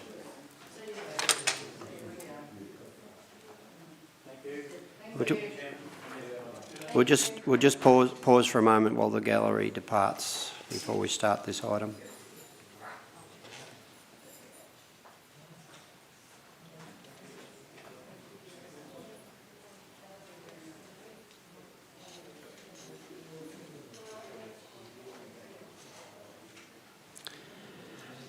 Now, before this item, or this report is presented, excuse me, councillors. Before this report is presented, we have one submission in relation to the item, so I'll now ask Mr. Isaac Khan to come forward to make his submission. So, Mr. Khan, you also have 5 minutes of speaking time, and we will give you a 30-second warning if you are approaching the 5 minutes. Thank you, Mayor. I think I'll welcome. time it to 5 minutes, so Yeah. should be right on time. No, that's fine. Welcome. Thank you. My name is Isaac Carné, and I'm speaking today as a member of the East Gippsland Housing Affordability Conversation, also as a resident of East Gippsland for the past 5 years, and as a tiny house on wheels owner. Thank you for letting me speak on such an important issue for our community, housing affordability. 18 months ago, a group of local residents began meeting in Lakes Entrance in what became known as the East Gippsland Housing Affordability Conversation. Coming from different perspectives and lived experiences, we all had one thing in common. We were concerned about the difficulties we saw in finding suitable, safe, affordable, and long-term housing security in East Gippsland. During this time, we've learned how other communities in Victoria have achieved better housing outcomes, such as Mount Alexander Shire. We learn about housing as a human right from former Victorian Supreme Court Judge Kevin Bell, and we heard from people in our community who have experienced homelessness, are afraid of becoming homeless, concerned about people sleeping rough, living with housing stress, or younger residents who are convinced simply they will never be able to own their own home. We had numerous ideas presented to us, practical and achievable solutions that have been successful elsewhere in Victoria. That raised our hopes that a solution in East Gippsland was possible. We were encouraged during the last council election campaign when many councillors sitting in front of me today made public statements that housing affordability would be a high priority for the new council. Well, today we have such an opportunity in front of us, in front of you. Tiny homes on wheels, in particular, are a relatively new type of housing that exists because housing has become unattainable for so many people. They are cheaper to build, cheaper to run, and can be moved easily. The one I own, for instance, was built by myself here in East Gippsland during COVID. So I suppose, I guess I didn't bake sourdough. I just built a house instead. It was designed with an architect's advice. It has a steel frame built by a building company, so it's structurally sound. It has insulation, double glazed windows, a split system, kitchen, lounge, a loft bedroom, and a small but functional bathroom. It is a comfortable and cheap to run home thanks to solar panels and battery system, and I've been living in it with my partner for almost 3 years. This means that while we feel secure where we are, because we live alongside very generous friends in their property and we get along quite well, there's a caveat. The current local laws don't allow us, or anyone else in East Gippsland, to live in a tiny house on wheels in a permanent basis. One of the proposals before you today suggests removing that limitation. And let me tell you that what that could mean for other tiny house owners in the area, because there's already quite a few in East Gippsland, and also for East Gippsland more broadly. It will allow young and working people a safe and secure place to live while they're perhaps, like us, save enough money to buy a home. It will allow older people to age in place, creating more options to live close to family. It will provide safe and secure housing for women fleeing domestic violence. It will help farmers and businesses that struggle to recruit workers due to lack of housing. It could help also grow a local industry. We already know of businesses like BuildQ in Orbost specializing in tiny homes builds. It will also help reduce isolation and loneliness, particularly for older people, and increase community cohesion. These are only some of the benefits we will gain as a community, and two paths are presented to you, the Surf Coast Shire trial or the Mount Alexander Shire local laws amendment. I have spoken to councillors from Mount Alexander, and they tell me that between 30 and 50 tiny houses have already moved into the area. That means more business for local cafes, more workers, more activity. And that has been achieved by removing red tape, not adding it. They will tell you, and they are happy to speak with any of you, that council officers have not seen an increase in compliance matters since the laws were amended 2 years ago. In contrast, Surf Coast Shire has only 4 new tiny houses take up their trial. I think that that's because it's based on a permit system and it just adds red tape. I think ultimately this is an opportunity for this council to show leadership and take action on a very pressing issue of our community. Of course, this won't solve all housing affordability issues, but it will show East Gippslanders and other councils across the state a path forward, one that is sensible, practical, and grounded at the local level, and one that shows East Gippsland Council cares about people being able to live a life with dignity and security so they can become the best version of themselves. Thank you. Thank you very much, Isaac. That home you built sounds very good. Do you take lodges? If I take? Lodges? Lodges, no. No. Not enough space. Fair enough. Councillor Allen. Thank you, Mayor. Isaac, thank you. You spoke about low cost. Could you put a figure around that? You know, ballpark. Well, I guess like I built it myself, so I kind of saved those costs. And it was before like a lot of the, I guess it was in 21. So I spent around $65,000. So in effect, it's cheaper than a caravan. Yeah, probably. Depend what caravan, I guess. Well, you look at a lot of them on the market these days. So yeah, thank you. Councillor Crook. Thanks. Thanks to SAC. You mentioned there's a group that you referred to them, the housing... Is Gippsland Housing Affordability Conversation. I know it's a mouthful. Thank you. That is a bit of a mouthful. Is that group still meeting? We don't meet as regularly as we used to, but we're still working on, advocating for housing affordability. So we're working on a short documentary at the moment that actually, talks about this issue, particularly in East Gippsland, and some people are doing great work to help people, that have no housing. And you made reference to the diversity of people involved in that group. Did I hear that right? You've got a cross-section of people from the community participating in those discussions. So do you think it's fair to say that this is of concern to our community? Definitely. And I think at the time as well, there was a proposal by the council to sell 2 blocks of land to build some social housing. And we had some residents from Hardy Street in Lakes Entrance to come to one of our meetings, a couple of the meetings. And, we kind of we all agreed that we wanted better social and housing affordability for the region. But I think what we agreed that we needed more consultation and a bit more engagement with the community on what's the best way to do that. So as part of that, we had a letter sent to the council that some of the residents of Hardy Street also signed together with some of them. So you got the people opposed to the social housing development to support the cause? I think they support the cause, yeah. Very good, thank you. Councillor Eastman. Thank you, Mayor, and through you. Thanks for that, Isaac. I'm just a little bit confused. Tiny home on wheels. Yes.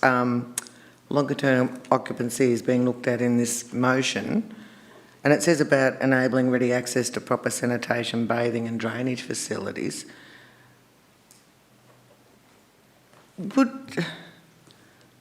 This may sound naive, but wouldn't a caravan park provide the same thing without, would people with tiny houses on wheels consider living in caravan parks? Or aren't you allowed to do that? Well, I guess that's already an option on the table. I think that tiny houses on wheels in, let's say the model of Man Alexander, they're allowed where there's already a dwelling on the property. So that means that there's the possibility to add another tiny house or a small dwelling within that property. So I think probably there's caravan parks that have tiny houses on wheels, but I think that this is more about adding to that housing diversity that's allowed in East Gippsland, adding more flexibility. So, through you, Mayor, one more. So it basically would rely on having access to a property owner who's willing to have the tiny house on their property? Well, I guess that's what the council would have to agree on, but yes, it's not like putting it like in the middle of a car park. Thank you. I think actually those sort of questions probably be better directed to the officers Yes. rather than a speaker. But thank you. Yes. So, thanks for that, Isaac. Thank you. And now we will move on to the item. Mr. Stevenson, would you please present? Thank you. Thank you, Mayor, and through you. So before you is a report responding to a notice of motion passed by Council at its meeting of the 10th of September 2024. So the notice of motion acknowledges the housing stress being felt by the East Gippsland community and seeks information on the benefits, impediments and regulatory requirements relating to tiny homes. Council's adopted housing and settlement strategy seeks to increase housing diversity to meet the needs of all ages and lifestyles, and advocate to Victorian Government for stronger legislative and planning policy guidance for the provision of compact, affordable homes such as residential villages, tiny homes and secondary dwellings. Tiny homes are a recently emerging housing product provided for consumers who are not seeking a traditional housing type with its associated construction costs. A tiny home is still a dwelling under building regulations. Tiny homes require a building permit and, in some cases, a planning permit if affected by an overlay under the planning scheme. There is no impediment to approval of a tiny home in a residential zone other than what applies to any other form of dwelling to ensure public health, safety and amenity. New planning controls relating to small second dwellings came into effect in 2024. A small second dwelling must be less than 60 square metres and can generally be constructed with no planning permit on urban or rural land where there is an existing dwelling and no flooding, environmental or other special planning controls. Anyone can live in or rent a small second home, including a family member, a dependent person or unrelated persons. A building permit is still required for a small second dwelling, including a tiny home. Changes to planning controls do not include tiny homes on wheels, which are essentially deemed to be a caravan. The East Gippsland General Local Laws states that caravans can only be occupied where a dwelling exists and for a total period not exceeding 28 days per year, provided sanitation, bathing and drainage facilities are available. The report recommendations include that Council notes the new planning provisions relating to small second dwellings and considers, as part of its review of the General Local Law, removing the current requirement that limits occupancy of a caravan or a tiny home on wheels to a maximum of 28 days. Martin's obviously still with me here tonight, so this report is presented to you for your consideration. Thank you, Mayor. Okay, thank you. So, councillors, you have questions on these, on the tiny homes? Councillor Ashworth. Thank you, and through you, Mayor. I'm curious to know if we've had any interest in tiny homes and how much interest that would be. Thank you, Councillor, and through you, Mayor, it's hard to know because they don't need a permit. We have had a couple of issues where tiny homes have been brought to our attention where unfortunately they were located on road reserves or council reserves, and we had to point out that it needed to be on someone's private property. But the reality is that it could be that people have got tiny homes and have not required a planning permit, and therefore we wouldn't know. Even building permits for dwellings, we'd have to do some fairly forensic research to determine how many building permits had been issued in the Shire for a dwelling of less than X square metres, because they could have simply been issued and we wouldn't have noticed a difference between those and any other dwelling. We do know that there's interest in them out there. We do know that there are some that exist, but we don't have explicit records as to how many have been occupied, because in many cases they won't require a planning permit. Councillor Crook. This has got me a little bit confused. Maybe you can help clarify for me. So the state government made recent changes to the planning scheme to allow second dwellings, the 60 square, the granny flat laws. You're allowed to have but they didn't think about caravans. And so the existing caravan provisions, or tiny homes on wheels for those people who have larger, I won't call them caravans, but you know where I'm going. I make little distinction between the two. Big fancy caravan, small tiny home, probably the same thing in my mind. So you don't need a permit, but you can only do it for 28 days. Right. Is so that, yes. but you don't need a permit, so we wouldn't know when the 28 days start. And we're currently responsible for managing that 28-day system, and there's an obligation on us to uphold that law. Yep. Okay. And thank you, Councillor. And Thanks. Through you, Mayor, and I totally understand that this is, I was going to say complex, it's just confusing. Yep. So the ministerial, the government changes to allow small second dwellings means you can put a second dwelling less than 60 square metres on a property with a house on it. Unfortunately, it was sold as anyone can do it, but you can't do it if you've got a bushfire management overlay or land subject to inundation. But let's say it's in Bairnsdale, you can put a small second dwelling, less than 60 square metres, in the backyard. Anyone can live in it, don't need a planning permit. For as long as you want. As long as you want. The distinction is that the caravan, aka tiny home on wheels, depending on the case, is covered by the local law. So, and again, there's another finer distinction here. So we're dealing here with a caravan on a property that has a house on it. Yes. The local law says that if you have a caravan on that property or a tiny home on wheels, it can only be occupied for 28 days per year. I'll come straight out and say that's nonsense. There's no need to have that requirement there. And I think the council's intention to have a good look at that and possibly change it will go through the process.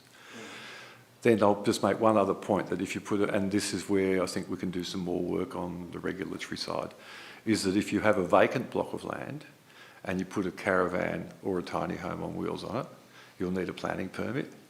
And go with me on this, technically it's a caravan park. That's, again, where the law is an ass. So that would be something that we would look at in terms of potentially lobbying the government to say, look, in some cases, it's probably okay for someone to have a tiny home on wheels on their property, as long as they have got, and they probably have, access to sanitation facilities, probably within the home, because that's how they're built. The problem is, and I won't go on too much, the problem is, and the reason for the distinction where someone wishes to plonk a caravan on a vacant property is that we do get complaints about people putting a caravan in a residential area on a vacant block. Is described as, by neighbours, as an eyesore. There are questions about where people go to the toilet. So that's why that is there. But we think that through the review of the local law, it's possible for council to, in effect, deregulate that problem in terms of the caravan occupied by anyone on a property that's got a house where that person can use the bathroom. Thank you. Councillor Farquhar. Thank you, Mayor. Through you, Mayor. How much, is there a definition regarding of how much of the undercarriage we could take off to deem it as sitting on stumps? Do we need to remove the axles or just the tyres? Or if we just wheeled it in and sat it on stumps, is that... Thanks, Councillor. And through you, Mayor, I can't tell you how many times my staff get curly questions like this about what have I got to do to get around the laws. Look, in reality, take the wheels off, it becomes a permanent building. But you're still going to need a building permit. That's the difference. And then that's when you get ventilation, fire, all sorts of issues come into it. So, yeah. But if it's got no wheels and it's sitting on the ground, then it's a building, not a caravan. Yep. Councillor Ashworth. Thank you, and through you, Mayor. So in the recommendation, you've mentioned Surfshire Coast and that the program, the results of that program. When does that program finish and how quickly can we evaluate that? Thanks, Councillor. Look, I think it was a 12-month pilot, so it's probably nearly up. To be honest, I prefer the Mount Alexander Shire approach, because what Surf Coast did was they said, let's change the local law, but require a permit require a permit under the local law for the home on wheels. Mount Alexander have, I think, taken a much more sensible approach and saying, let's just do away with the local law requirement altogether. We don't want to regulate it. I think that's the approach that we should potentially look at when we review the local law, because if we bring in place a requirement to get a licence for a tiny home on wheels, then we're just adding to the regulation, not taking away from it. The Mount Alexander approach is take it out of the local law, let people live in a caravan, end of story. Councillor Travaskis. Thank you, Mayor. I'm just looking here, it's anything under 60 square metres is considered a tiny home. Other places I've seen 50 square metres, which is actually accurate. Thank you, Councillor, and through you, Mayor. So the state government exemption that was brought into place last year relates to a small second dwelling which is less than 60 square metres. Yeah. So again, you can put anything less than 60 square metres on a property with an existing house, assuming you don't have another overlay, and you don't need a planning permit. Yeah. And 60 square metres is plenty of space, probably a lot more than our friend here has got. Yeah.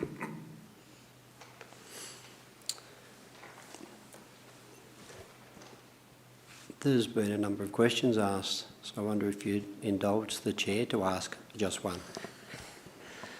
Out at Swan Reach, I think it might be called River Bank or something. So is this crossing over to a caravan situation, even though they are actually very small transportable homes and obviously people are going to live in them? So is that just a different scenario? But to me, it looks like it's a good opportunity for quite a number of people to live in affordable housing. Thanks, Councillor, and through you, Mayor. Yes, so we're seeing more and more of this where they're basically cabins. So under the caravan and camping regulations, it's possible for someone to permanently occupy a cabin in a caravan park. And they're not covered by the same building regulations, but they're covered by the caravan and camping regulations in terms of safety and fire, etc. So you're seeing that there. You're seeing it in some of the residential villages, and you'll find in most caravan parks that there are a large proportion of permanent dwellings, which are called cabins, and they require a permit as a caravan park, but they don't require a permit as a dwelling, and so that's becoming a more affordable choice for many people. Okay, thank you. I've been watching it with interest. All right, if that's all the questions, do we have a mover for this motion? Councillor Crook. And a seconder, Councillor Travaskis. So would you like to speak to it? Thank you, Mayor, and thank you, officers, for bringing this information back to Council, almost a year to the day, not quite, from when I put the motion to the previous Council. Councillors, there's obviously a whole range of things that our Council can do to address what is nothing short of a housing crisis. This is one option that I think for us is a fairly easy one at this point. The officer recommendation is that we observe what the other councils are doing in this space, and that when the time comes to review our local laws, we try and expedite this part of it to see this change, which will see and obviously go out to the community and consult with them around how they feel about changing the local law to no longer require a permit to have a caravan or a tiny home on wheels on a property for more than 28 days. I think that the housing situation in our region, and in fact our state, and in fact around the country, warrants progressive thinking like this that seeks to remove the barriers to people finding residence wherever they can, because so many people now don't have anywhere to call home. So I recommend the motion to you. Thank you. Thank you. Councillor Travaskis. I know a couple of people who would benefit greatly with this change. Just the cost, I looked at the cost and I think you can start off at about 25,000 for a very basic unit up to about 80 or so. It does give a lot more opportunity for people, and I can think of one person in particular he's run out of money and he's got enough probably through this, and that would house him. Thank you. Good, thank you. Does anyone wish to speak against?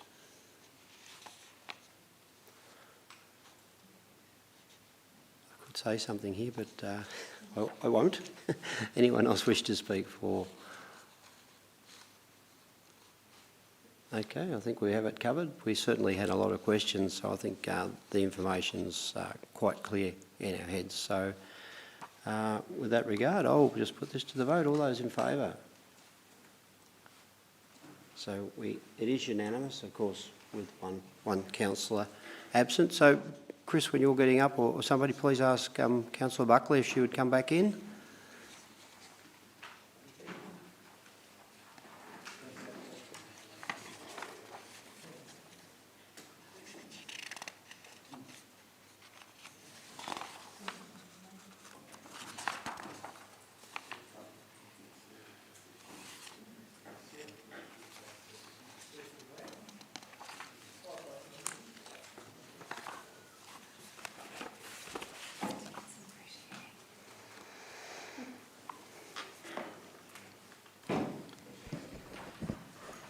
Good. As everyone settles back in, this is item 5.3.1, which is our waste and recycling service review and transition plan. So welcome back, Mr McConnell, and also Nathan Mazurka. Welcome to the chamber, and please present your report. Thank you, Mayor. And through you. So before you use a report that presents for endorsement a 10-year waste and recycling transition plan. It's a really exciting point because this is the culmination of a couple of years' worth of work. It's a really significant piece that sets out the framework and the roadmap for what we want to see in waste services over the next 10 years. So it's really important in terms of our investment in services for our community, and in meeting some of the challenges that we have. There is a lot of work that's gone in behind this. There's detailed financial modelling, there's analysis of the services that we provide, the coverage, the opportunities for equity improvements. There's a whole lot of work that's gone in behind, and I know you've had the opportunity previously to peruse some of the reports that sit behind this work. Importantly, as part of this, it really provides that opportunity for us to provide the strategy for reliable, equitable, financially sound waste and recycling services that safeguard the environment and facilitate a progress towards a circular economy. In that, we're looking for those opportunities too to manage cost and to continue to ensure that what we provide is cost effective and not unnecessarily adding to the burden of cost of living, etc. for our community. It is about improving the circular economy, the reuse and reducing the waste that goes to landfill. It is about reducing emissions of greenhouse gas emissions, particularly by taking organics out of landfill. So there's a lot of work that goes through this. Importantly, there was extensive community consultation that sits behind this work. There was input from over 900 people, which is a really significant response from our community, and there was representatives in that from across 77 different communities across our municipality. So we did extensive roadshows in addition to the online, lots of conversations at different community events and so on. So just to recognise the work that's gone into that. So the community feedback's played a key role. Community have said they want more recycling opportunities, they recognise the importance for new services. Within the transition plan, for example, there's an action for us to explore the booked hard waste service, which is one of the ways in which we're responding to the changes within our community and the need for equitable access to services. Importantly, this transition plan also responds to the directions and requirements and expectations of the state government. So we have obligations over coming years to implement food and organics recycling, separate collection, FOGO for short, and also glass recycling services. And for those to be available, at least in some areas, through curbside arrangements, but everywhere needs to have that opportunity for those services. So the transition plan sets out how we are proposing to put that in place. It is a requirement of the state government that we submit a transition plan. We need to do so pretty soon, in the sense that some of the contracts and arrangements that we have in place to provide waste services have a long lead time. So we're coming up soon to the need to renew our curbside collection contract, and so to guide that, to give confidence in going to the market for those new services, we need this roadmap that sets out what it is for the future. So it is significant in that work.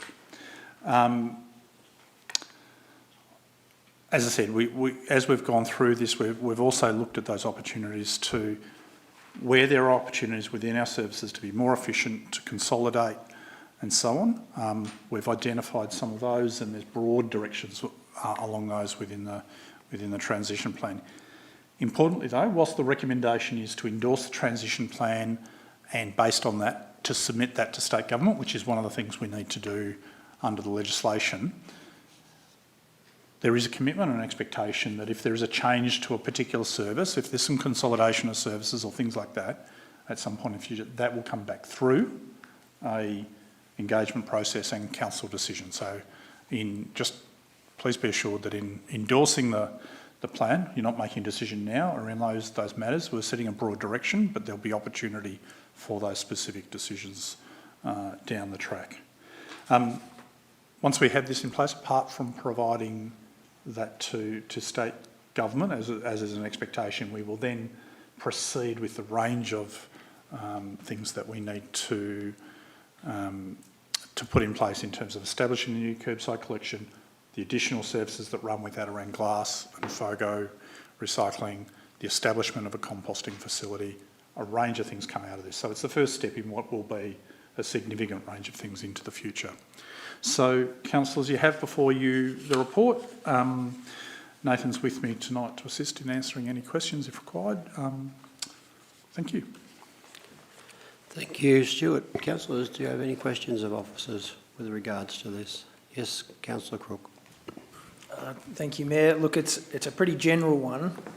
I know that waste is a critical service and function of council and councils generally, and also that the waste landscape or the regulatory environment that is imposed upon us from other parties, state, federal government, wherever else, compels us to comply with those new regulations.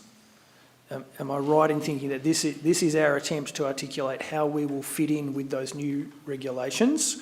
And if we submit it in its current form, do you think we'll get a good mark from the state government? Thanks, Councillor Crook. So it is the roadmap and the intention for how we can respond to those directions from state government. Absolutely, that's what it's about, and particularly recognising that some of the standards are increasing, there's additional cost in those, and just working out how we can manage that for the best outcomes for our community, because that's really critical.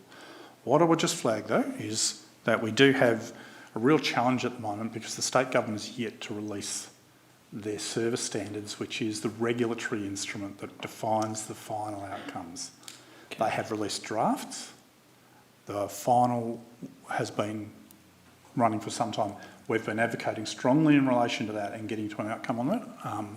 However, that creates some uncertainty in terms of what the final outcome is. Unfortunately, in terms of timing of our curbside collection and other things, whilst it's really unfortunate and really disappointing from a state government perspective that that's still waiting, we're still waiting for that, we don't have the opportunity to just do nothing and wait for that. So we have an understanding about the direction. There may be some things at the margins that change. We have a strong understanding about the directions and what you have in front of you in the way of a transition plan aligns with that, and we've been in detailed conversations with the relevant department officials all the way along in relation to that. Thanks, and if I might just ask one more, Mayor. I think probably lots of the residents I talk to, they're concerned about a couple of things. You know, they want to recycle, they're happy to do the green waste, and they welcome, you know, food and garden organics, the recycling, and happy to have an extra bin. Their main concern is the cost imposition on them through the levies and the charges that come through with their rates notices. Am I right in thinking that the direction that this plan sets will in fact minimise the future cost escalations imposed upon council and on residents by preventing things that can be reused or recycled from going into landfill, which is in fact our biggest single cost? Have I got that thinking right? Thanks, Councillor Crook, and through you, Mayor. Fundamentally, yes. Thanks. The plan seeks to recognise that whilst costs will increase, the measures in the plan seek to minimise those increases into the future. And most importantly, if you would take, for example, food organics, the costs of processing through those through a composting kind of facility as opposed through a landfill are lower.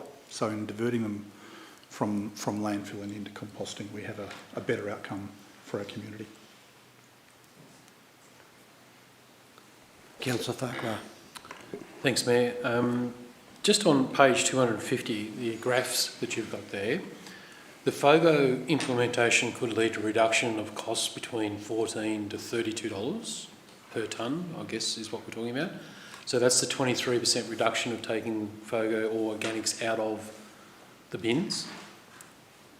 And the second question is, glass collection is projected to cost us $83 to $85 per household. Can you just elaborate on how that costs are established and how can we mitigate? Sorry, how are those costs, like the cost of the glass Yep. is, I mean, that's projected for 2030, I think. Yep. But that's going to be $83 per household extra? So, thanks, Councillor. So, and I'll ask Nathan if he wants to add anything to this in a moment. There are a few things which are pressures to increase costs across the long term. These include standards around landfill. We've had a history of increasing waste levies that are paid to state government to fund state government activities. Range of things which are pushing up costs. Transitioning to a composting outcome for food organics could, as you say, reduce some of those costs. Yep. Really, the most significant of the additional cost impositions is the implementation of a fourth bin for glass. So, within this model, the standing expectation from government is where there is curbside collection, that a fourth bin would be offered. Now, the transition plan limits that to the densest, most populous urban areas because of that cost imposition, and provides other glass recycling options in remote areas like drop off at the transfer station, things of that kind. But you can imagine if we're going from having trucks and all the rest running around collecting 3 bins to collecting 4 bins, there's a cost in that additional bin, there's costs in the trucks collecting those bins, there's costs in processing that material, and that's what's reflected in those model predictions. Yep. Where you go and throw the cans and bottles into the dollar return or whatever it is, not all glass goes through that, is that correct? Is that why we're ending up with, so we're looking at just certain bottles? Yep. Yeah, right. Okay. Thank you. Councillor Buckley. Thank you, through you, Mayor. This perhaps might be directed at Nathan. I understand that through this transformation process that there will be some substantial changes in how services are provided. Can you just explain to me about service reliability in remote areas that may experience less reliable waste and recycling services due to factors such as, a whole range of things, whether it's having to travel further to a transfer station in more difficult conditions, and will remote areas carry a heavier burden of cost because they're remote?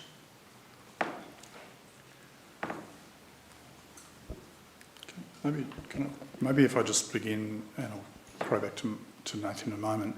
So our waste fees and charges are not set with respect to geography of how remote you are. They're the same wherever you're located. So if you have a curbside collection in a remote area or in Bairnsdale, it's the same price. Okay. We charge the same at the Bairnsdale landfill for disposal of certain things as we do at other transfer stations, etc. So in that respect, there's no change. In terms of service reliability, Nathan, do you want to pick that Thank you for the question, Councillor Buckley, and through your Mayor. Just to echo Stuart's comments there, the cost to dispose of waste in Bairnsdale is the same that you'll find in more remote communities. That price doesn't change. In terms of access to those services, the transition plan mapped drive times, average drive times between sites and facilities, and we included within the transition plan it established that 30 minutes to 20 minutes was a reasonable drive time and that most services were within that range already. We also found that a lot of services were within less than 15 to 20 minutes of each other. And there's some opportunities there, we think. If we are providing services which aren't fully utilised, that actually puts upward pressure on gate prices because we're not seeing the revenue for the hours spent, the operating and the servicing of some of those sites. The transition plan talks about opportunities to make sure that there continues to be access to service, but it's done in a more efficient way. And a key way of driving down costs is looking at the services we are provided fully utilised and people are taking them up when they're open.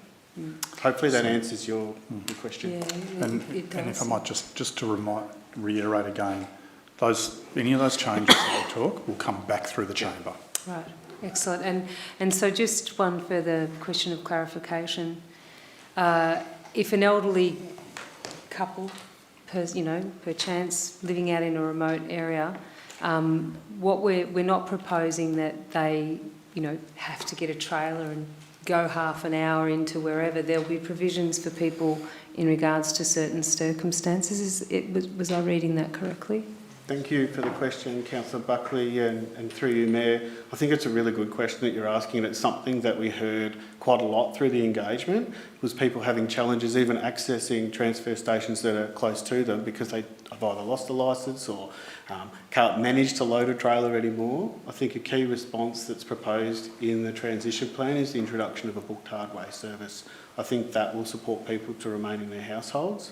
The other thing we heard loudly from community was a wish to have access to a curbside service in communities that don't currently have access to that. What's proposed through the transition plan is that we expand those service offerings to new communities. Thank you. Thank you. Thank you, Mayor. Councillor Eastman. Yeah, I have two questions. Thank you, Mayor. I'm curious about potential changes to trucking with transfer stations, and I'm wondering if you've done any calculations around emissions savings in terms of truck off the road, number of cars on the road to make up for it. Yeah, thanks, Councillor Eastman. And we might, I might throw Nathan a little bit more in a moment, but there's two key things that we've been looking at from an emissions perspective. I'll come to trucks in a moment, but the largest single thing that will make a difference is moving organics out of the landfill. So the landfill is currently our largest source of greenhouse gas emissions in East Gippsland for Council's operations. So that becomes a key focus. That said, we are looking at opportunities for more rational transport options of materials and so on, and particularly opportunities, for example, to explore use of disposal locations interstate that are closer to some of our remote communities and to step those through. Do you want to add some more to that, Nathan? Thank you, Stuart, and Councillor Easton for the question.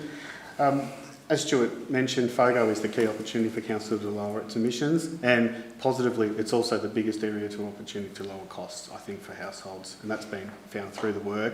It's in the order of a significant volume. I actually sent it through to you earlier today, Stuart, and I've drawn a blank now as I'm trying to quote, what was the number that we'd modelled? It's approximately 1,500 tonnes of avoided CO2 equivalent.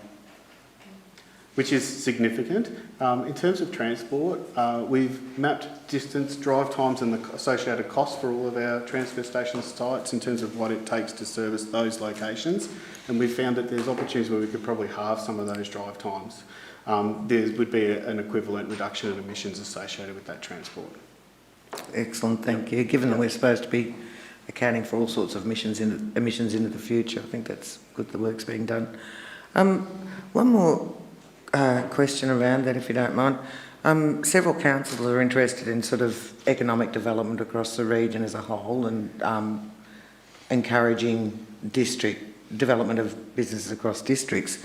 Are there opportunities within this transition to build businesses within districts rather than focusing on single corporations running businesses? And in reference to that, I see that Mallacoota already has a FOGO plant.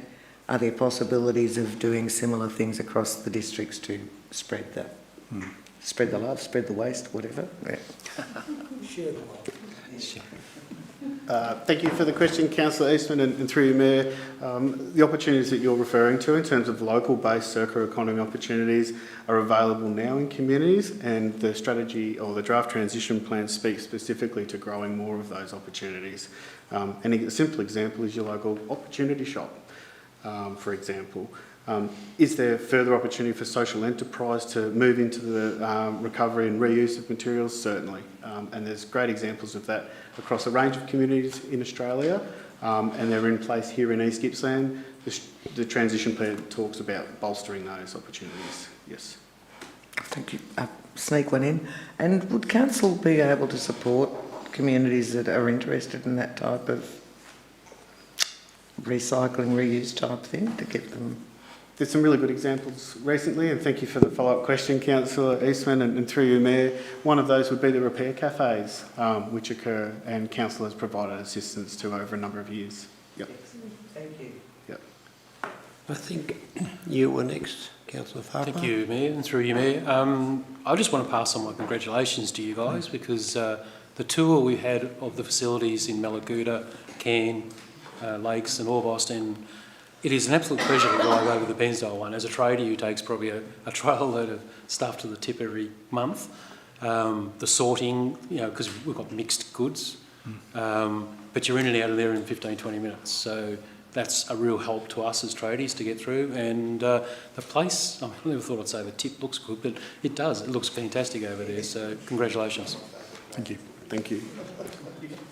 Councillor Travaskis. Hey, just a question. We're up at Burrunan at the weekend. Now, I'm not quite sure what kind of batteries they're talking about, but they were having trouble with stuff there that said you couldn't, bring into the transfer station. Now, I'm not quite sure if they were talking about lead-acid batteries.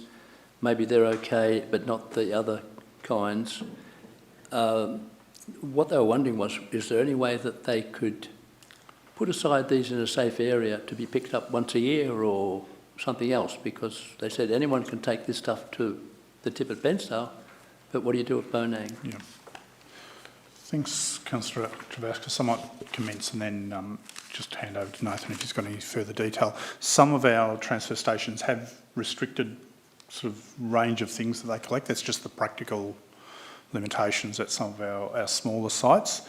Right across the board, we have some challenges with, as you would be aware from the media, around management of lithium-based batteries, and so there's some fire risks, etc., that we need to also manage. One thing that was really interesting out of the engagement from this piece of work was that communities don't always use their closest transfer station.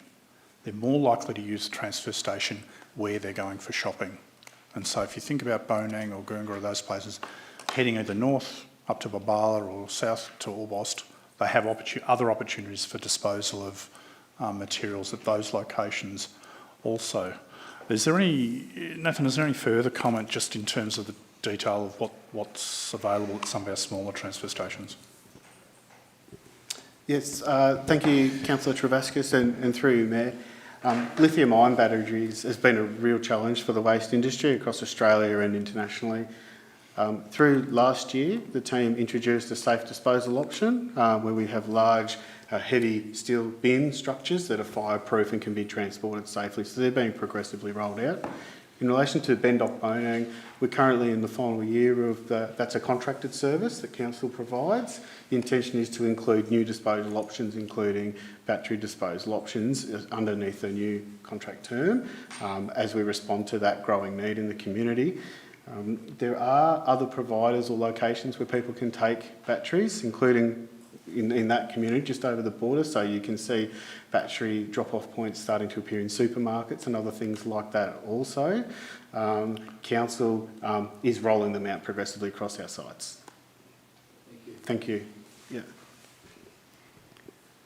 All right, that's exhausted all the questions. So would anyone like to move the motion? Councillor Crook, do we have a seconder? Councillor Farquhar? Good. Please speak to the motion. Thank you, Mayor. Rubbish. Rates and roads are the three big ticket items we hear about all the time from our community. They're also, as we've heard tonight, a very actively evolving space, both in the laws that get pushed onto us and the cost-saving opportunities that are available to us, and we are looking to implement through this transition plan. Just been looking at our waste audit results, and I'm a little bit surprised to see that only 19% of our red lid bins are actually rubbish. There's a whole bunch of other stuff that we're putting in there that could be reused or recycled or repurposed that will save us money, because everything we put in the landfill costs us a lot. So this transition plan responds to that need, and we've heard that there's a lot of intricacies in how we manage waste across such a large region with our remote communities and our bigger townships. But I think this transition plan puts us in good stead to meet those challenges, and coupled with some education and people putting the rubbish in the red bin and all the other stuff in all the other places it should go, I think we'll get there. Thanks. Councillor Farquhar. Thank you, Councillor Cook. Agree. And it's good to see us on the front foot with this. It's nearly up to $10 million in costs in what we have to do with our waste at the moment. That will obviously only increase with the levies and everything else that the EPA throw at us. So to be on the front foot and managing the FOGO and the glass in the future is great to see, and congratulations again. That's good. Would anyone like to speak against this motion? Or anyone else like to speak for? Councillor Buckley. Thank you. I speak for in a reserved fashion, because I will be curious to see how remote communities are impacted by this review and the changes. And I'm not saying that it'll be in a negative or positive way. I just think that we need to keep our finger on the pulse to ensure that it's effectively rolled out and that the community is brought along on the journey, because education's really important when we're facing major reform and changes. So I think that as long as we can ensure that we're doing that, our due diligence in regards to community consultation and bringing the councils along on the journey, I can see the benefits of what you're putting forward. So thank you. We have any other speakers? Okay, I think this one can go to the vote. So councillors, all those in favour of this item? Good, that's unanimous.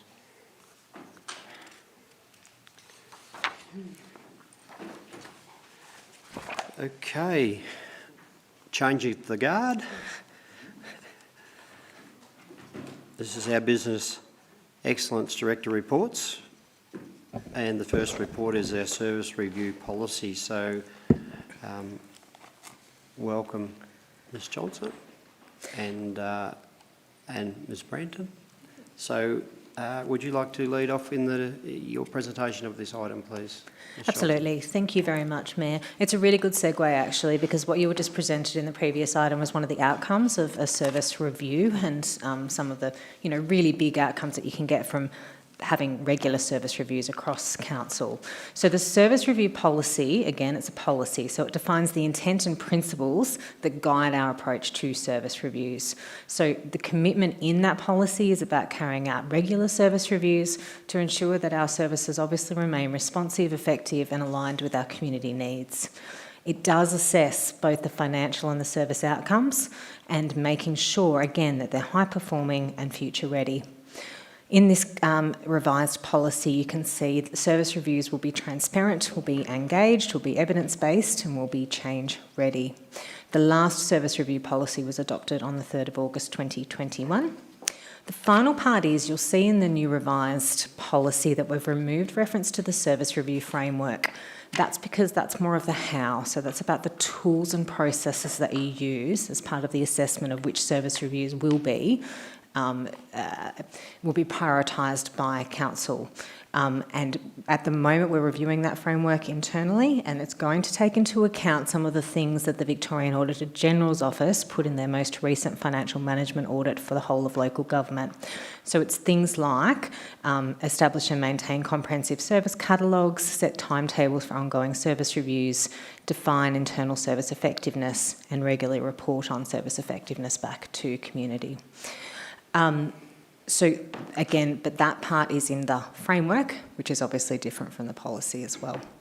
I've got Portia here tonight as well, if you've got any other questions, but I'll put that back through to you, Mayor. Thank you. Thank you. So councillors, do you have any questions of officers regarding this item?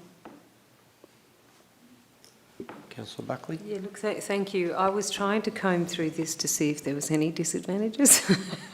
Because I think that's part of our role is to define if we can make any improvements. And from my observations, thank you for the clarification in regards to the removal of all that, because I was seeing all these red lines and thinking, whoa, you know. So I think that that I'll be looking forward to seeing. And my question is, will that part of once that work's done come to council? Because it's, I guess, more of an operational part of the process. Do you want to take that? Sorry. We can share. Yes, so it will come to a council briefing, and councillors will be briefed on that internal document. And as Sarah has said, it sets out the processes that we follow internally to conduct the service reviews and the service planning, the whole service delivery cycle, really. Okay. I look forward to seeing that work when it comes. Thank you. Councillor Eastman, you've got a question? I'll save it to the motion, thanks. Yeah. Okay. Then do you wish to move the motion? Well, yes. You're ahead of everybody. You've got your microphone on. Sorry, I was just... Do we have a seconder? I thought it was a question, but I realised it was a comment. Yes, I'd like to move the motion, Mayor. Yes, Councillor Cook, you've seconded it. Thank you. So, would you like to speak now to this? Very briefly, motion? Congratulations on a comprehensive rejig of the service review policy. I think it makes a lot of sense the way you've put it together. It simplified things. And I was particularly pleased to see the change in the roles and responsibilities and the recognition that councillors' role is providing community insight and strategic direction by identifying service priorities and representing community expectations. I think it's a really good reflection of what councillors expect that they should do, and it upgrades the expectations that were given on council in the previous review. So, yeah, thank you very much for recognising our role.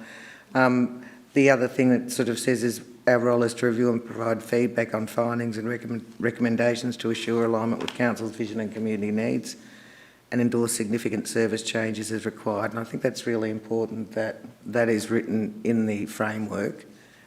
It gives us confidence to come to you when we feel like things need to be done, and it provides a bit of more of an obligation to consult with council about different things as well. So, thank you. Councillor Crook. Thank you, Mayor. Thank you for the report. I guess ultimately council is a service delivery organisation. So it's probably pretty important that we have a comprehensive policy to review those services.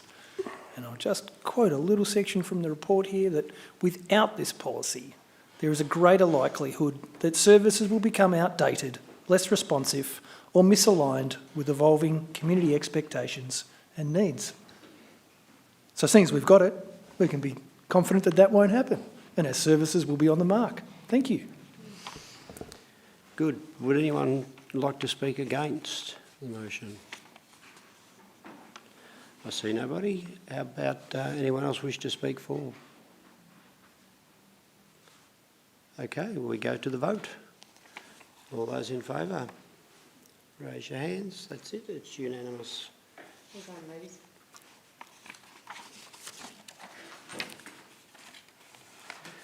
5.4.2 is our organisational performance report, July to September 2025. So, Ms Johnson, would you also like to present this report? Yeah, thank you very much, Mayor. So this is the first quarter organisational performance report that's presented to Council from the period from July to September 2025. It's also the first report back on your Council plan that you endorsed, obviously, earlier this year. So the first section of the organisational report provides the summary of achievements, again, against your Council plan. A couple of highlights that I'll just run through. The progression of the place planning in the Omeo district, which is obviously gathering a whole lot of momentum and doing some really wonderful things. We hosted the annual contractors breakfast and got probably the highest level of attendance that we've had in the past, and some really good discussion with the panel of local contractors talking through the how to do stuff as well, which we think was well received. The maintenance of 20 emergency management plans and 46 local incident management plans as well. And obviously one of the other ones that I know is of keen interest to the councillors is the preparation of the scope for the financial sustainability strategy being developed in preparation for release to the market. A couple of things that I know councillors had a particular interest in, and we've actually got metrics against that you can see. So the percentage of customer inquiries responded to within required timeframes. During the quarter, we had 27,000 customer requests, with 99% of these inquiries responded to within the required timeframes. It's a really good highlight. I think the other part is that the reduction in the number of customer complaints. So the organisation actually recorded its lowest number of complaints at 46 compared to 95 in the quarter one for the previous year. So these are really positive metrics about, you know, the how we're continuing to serve community and serve community responsibly as we possibly can too. I'll move on to the second part of the organisational performance report, which is about the year-to-date financial performance. Super important. So look, from a quarterly perspective, we did deliver a sound financial performance for the first quarter. So we've got a year-to-date, up to September obviously, operating surplus of 53.8 million, which exceeded the forecast just ever so slightly. The real reason for that is some timing differences though, and some expenditure and recognising some income. If we look to the full year operating surplus, we're looking at a $0.387 million end of year position.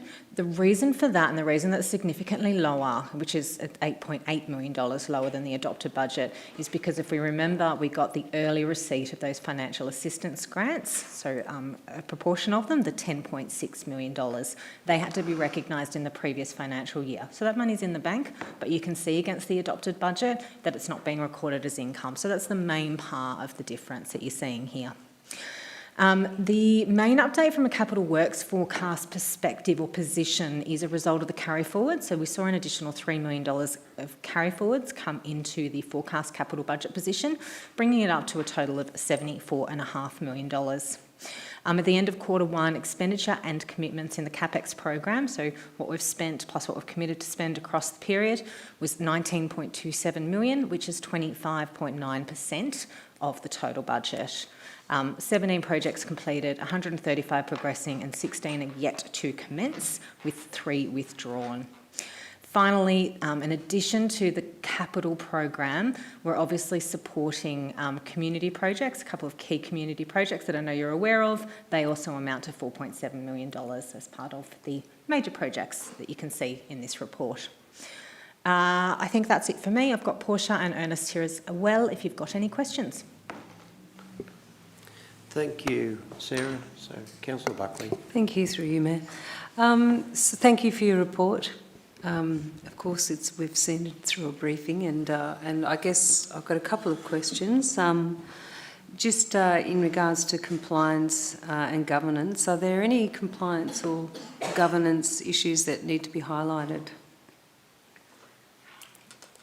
Thank you for the question, Councillor Buckley. And through you, Mayor, can you give me a little, in what... Just in over a complete lens over the whole report, there could be nothing. Yes, so at the last quarterly report, and we did report this through the CEO KPIs, there's been no issues with governance and compliance for the last quarter with legislation. So I think that hopefully is answering your question. Certainly is. It has, yeah, which is good. That's a good outcome. And secondly, in regards to risk management, were there any key risks identified in this quarter? And if so, what mitigation strategies are in place, if there was any? Look, I think perhaps it's one of the pieces that we were talking about earlier tonight in the council meeting. I think one of the key risks is the delivery of the capital program. One of the levers that you saw tonight as well, and the positive lever, is the project management principles and framework that's going to help us be able to build those projects from the start and then go through to delivery. So to me, that's probably the biggest piece. The other one, and I know I harp on about it, but the financial sustainability indicators. So you can see that we're green in all of our key indicators except for the underlying result, which is still showing a medium risk. That's what we forecast as part of our budget and as part of our 10-year plan, but they're the two key things that I would highlight. Thank you very much. Anyone else with questions? Okay. If there are no more questions, we'll move along to somebody to please move the motion. Oh, Councillor Buckley, do we get a seconder? Councillor Crook, thank you. All right, Councillor Buckley, please speak to the item. Look, this is part of our remit as a council group, that we keep our eyes focused on this information. It's very important in regards to our strategic processes and how the organisation is run, and I trust that the reports that are given are accurate and clear and precise, and it's always nice to be able to ask those questions, and sometimes we have to ask hard questions, and you know, I'm always learning too, because this stuff is certainly specialised, and I think that I'm just confident that we through the process of doing some reviewed KPIs, I think that we're really, I'm feeling confident that our capital works program is getting the best treatment to ensure that we get the positive outcomes that we're aspiring to achieve. So thank you. Nothing from Councillor Crook? Okay. Wow. Does anyone wish to speak against the motion? I see nobody. Anyone else wish to speak for? All right, we'll move along. We'll put this to the vote. All those in favour?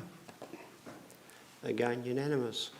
Now, I'll pause for a moment and please hold your places, but I think we need to consider an extension to the length of the meeting at this stage to perhaps 1 hour. I think that would be sufficient to get through.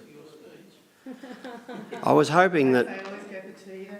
Yeah, I was looking at the clock and thinking, you know, if I time this right, we'll run out of time and I won't need to speak. That's a good one, yes. So, someone move it. A seconder, please. Did you second it, Councillor Eastman? Oh, thanks, Councillor Davis. Okay, so I'll just ask the CEO again. You just say go with 2 just in case. All right, so it's a 2. Come on. We don't have to worry about pumpkins in the room here if we go too late. So yeah, so just we'll make it 2 hours. We have a mover and a seconder. Does anyone wish to speak against this? No. Good. Okay. We'll put it to the vote. All those in favour that we put an extension on the meeting?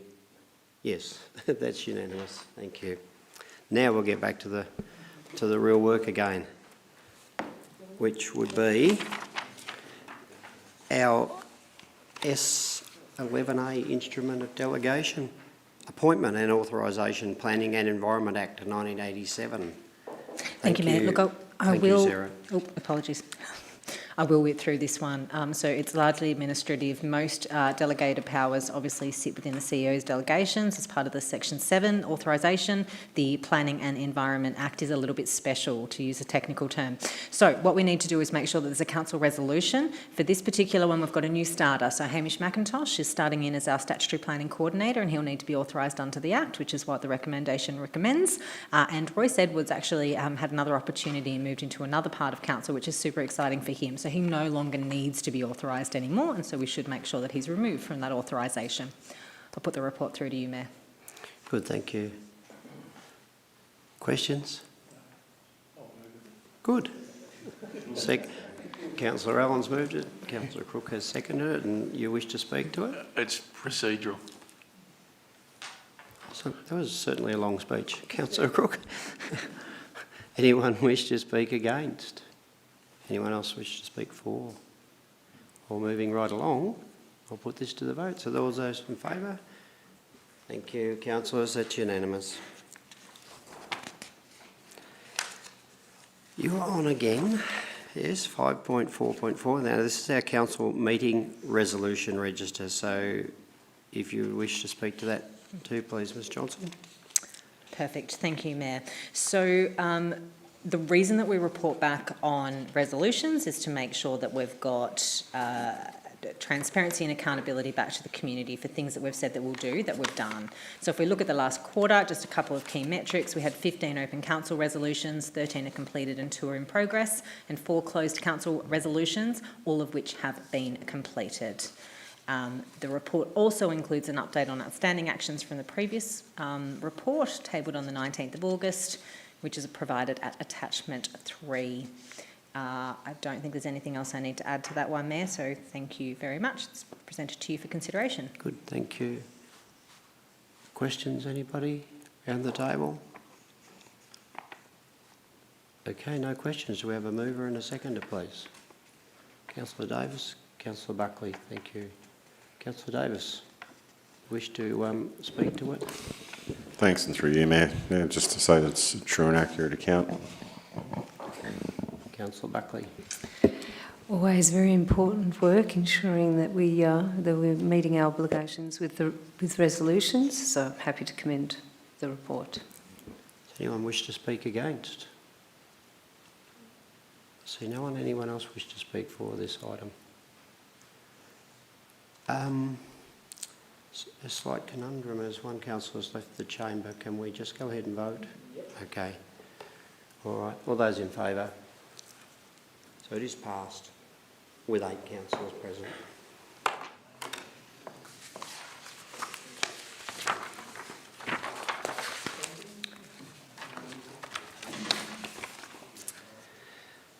Now, item 5.4.5 is our council meeting schedule for 2026. So again, could you please present your report, please? Thank you very much, Mayor. I don't need to tell you all how important the council meetings are as a way of making sure that you carry out your role in the ongoing business of council for our communities. So before the end of each calendar year, we need to set the dates for the next calendar year. Sorry, can move out of financial into calendar. And so we're presenting this to you all with the same rhythm and style that we've got for this calendar year. So 3rd Tuesday of the month, with an additional meeting in June for budget deliberations, as well as the statutory meeting for elections of Mayor and Deputy Mayor in November next year. Coupled with this, we'll obviously be continuing the council and community piece, which will be quarterly going out to different communities, as we've been doing this year as well. This is separate to this though as well too. The report is presented to you, Mayor, for consideration. Thank you. Any questions in relating to our next 12 months of meeting dates? Okay. All right. So we have a mover, Councillor Buckley. Seconder, please, Councillor Cook. Councillor Buckley. Yes, just that we've got a lot of work in front of us, councillors, so I look forward to all of these up and coming dates. Good, thank you. Councillor Cook. Yes, the formal decision-making mechanism of this council. We need to have dates. Here they are. Okay. I need to ask the question, does anyone want to speak against? I see nobody. Anyone else wish to speak for it? Okay, we're straight to the vote again. So all those in favour of next year's meeting dates? Thank you, councillors. That was also unanimous. Thank you, Ms Johnson. Oh, we still have time.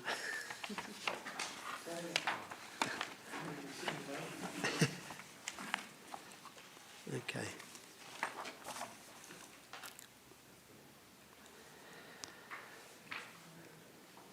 What was yours, John? I will draw a big, long breath. With this, the final meeting of the mayoral year, I would like to take a few moments to share some reflections on the year that has been as mayor. From the start of my year as mayor, I asked the staff and the public to just call me John. I don't like formal things, really. I just prefer to be, well, you don't want to be just one of the people, but just, yeah, not to be looked at as elevated above anybody at all. That's just the way I am. So it has actually been a pleasure that from the tech guys to the managers to whatever that they do and are calling me John, the Parks and Gardens, same thing, you know, and I appreciate that a lot. So it's been an honour to turn up as the mayor across our shire at hundreds of events, meetings, citizenship ceremonies and in the media to help share the work and decisions of council and celebrate with the community. As mayor, being involved with and listening to communities, big, small and remote, has been a strong focus. It was great to have both the Governor-General of Australia and the Governor of Victoria both visit during the year, supported by Council. Both opportunities gave communities, businesses and volunteers an opportunity to showcase their work. The Governor-General's visit was so meaningful that she mentioned Bairnsdale several times in her address to thousands of people in Canberra at the ELGA conference, which was really, at the beginning, I felt a little embarrassed because she sort of, I won't say she had a fixation on Bairnsdale, but she had absolutely, we had had an impact on her with her visit, and so I felt actually then very proud to be sitting there listening to that address because she didn't mention any other municipality for the rest of Australia. She just mentioned East Gippsland, so it was a wonderful tribute to us. Now it's 2025. There's actually been a number of significant anniversaries celebrated by various groups, and it was my pleasure to be at all of those.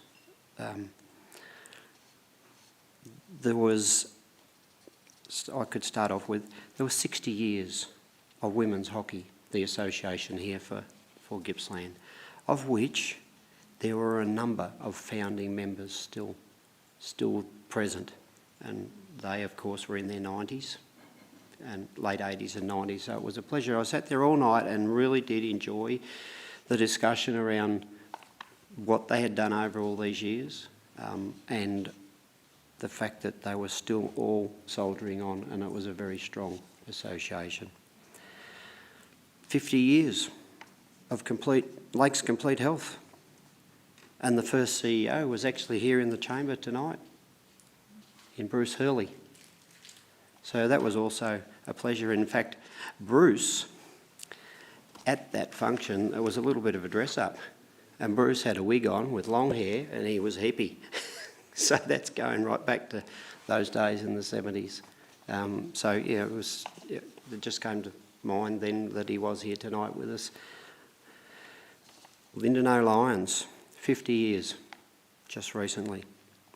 And being someone from that area, I've always admired the work those volunteers have done over that period of time. And what a difference the Lions have made to their community and other communities around the area and beyond, so certainly supporting disadvantaged youth, etc., as a lot of the service clubs do. And the money they have raised is enormous over that 50 years, and it is largely due to the East Gippsland Field Days, which is an iconic event here in Bairnsdale, and I'm proud to say that council is a great supporter of that event. So we work hand in hand and help them raise money for community. This one might not sound a lot, but the five-year anniversary of the hub. The reason it's significant is that they are turning out graduates of older aged people, but to be there for the 5 years, they are in a very hard situation in that the funding is incredibly competitive. So the fact that they're still functioning and on their feet is a credit to those that run that organisation. Here's a favourite part. The young people of East Gippsland. So it's been a pleasure to read. 2 children throughout the year at our libraries and hear from some of our youngest residents. Most recently, a visit to Omeo prompted plenty of requests. And I read to the young kids up there, and they thoroughly enjoyed the book, but then they said, "Can we have a water park?" No. Can we have a water park? You got captured. And we've just gone to great lengths to say we didn't want to call the swimming hole a swimming hole because of the risks associated with calling it a swimming pool. But something really funny and ironic was that I said, one of the people from Omeo was on council and was the mayor. Does anyone know Natalie O'Connell? And a young girl up in the back corner put her hand up and said, yes, I know Natalie. I said, oh, do you? She said, that's my mum. And then she said, and I know you. There's a photo on our table with my mum and you in the photo. Natalie's kept this photograph of Mayor and Deputy Mayor. I said, well, you're not going to believe this, but do you know what fridge magnets are? And they all said, oh, yes, they did. I said, well, for the same length of time, I haven't got it framed, but there's a paper cutting of that same photo with a fridge magnet on our fridge, and it's been there all those years. So they thought, well, she was really chuffed, and she went home and told Natalie, and the last time I saw Natalie, which was here last week, she got the story. So that was just wonderful, a good memory. So it's been a pleasure to welcome Rotary Junior Community Award students to council meetings and present them with their badges and have their photographs taken, and I'm sure that those things will stay with them for a long time. I've attended every Youth Ambassadors meeting because, again, they are our future. They're a great bunch of young kids, and I think they're actually given free licence to do a lot of things, but to produce events that young people can go to. Or our Young Citizens of the Year, and they're all highlights for me. In fact, one of them, I don't know how long Alfie will stay visiting me, but as long as the sheep keep pulling through the grading and there's sheep manure underneath, he's out there. He was out there again this weekend with his dad and his brother, collecting up 30 odd bags, and off they go and sell that to the public and give the money back to charity. So I love Alfie. I still have one more event tomorrow night for Junior Rotary Community Awards. So that will be my last event. I did one last week, and this event has become so popular it's had to run over 2 nights. There were just too many. Like, if you shake a young person's hand, hold the certificate with them and smile for the camera, there's there is a limit to how long you can last putting on a meaningful smile before you start to feel a little uncomfortable. So I'm glad they've broken that up, but it will be a pleasure again to go tomorrow night over to the Uniting Church at Lucknow for that, for the rest of those students to get their presentation in. And and the crowds that turn up, their mums and dads, their grandparents, they love it, and it's really good. It's a really good grounding with the learnings that these kids get, getting out, helping elderly, cooking, doing just all sorts of things, just helping them to make their way in life. So another one, that there were over 700 messages received from students from more than 17 schools as part of the Uniting Messages from East Gippsland program, which identifies opportunities and explained what they liked about East Gippsland. A small worry that I had was I think that a few of them in their comments might have been coached by their parents, because the question was, how come there's a pothole out the front of our house? But they had a lot of other interesting things to say. Now, Stuart, I haven't forgotten you. At the start of this council term, we inherited a number of ongoing projects. Many have since been completed and several more will be delivered in the next 12 months. So that's really great to see. And our contractors, and I'll say in particular, our in-house teams have done some great work. An example of that was the changing places at Lakes Entrance, and that was a great build by our in-house crew. So some of the other things then that I was there for the opening of was the World Netball and Hockey Precinct, the K-Walk at Lakes Entrance Foreshore Park, and the Swifts Creek Reserve were specific highlights that I was able to identify significant members of our communities to cut the ribbon.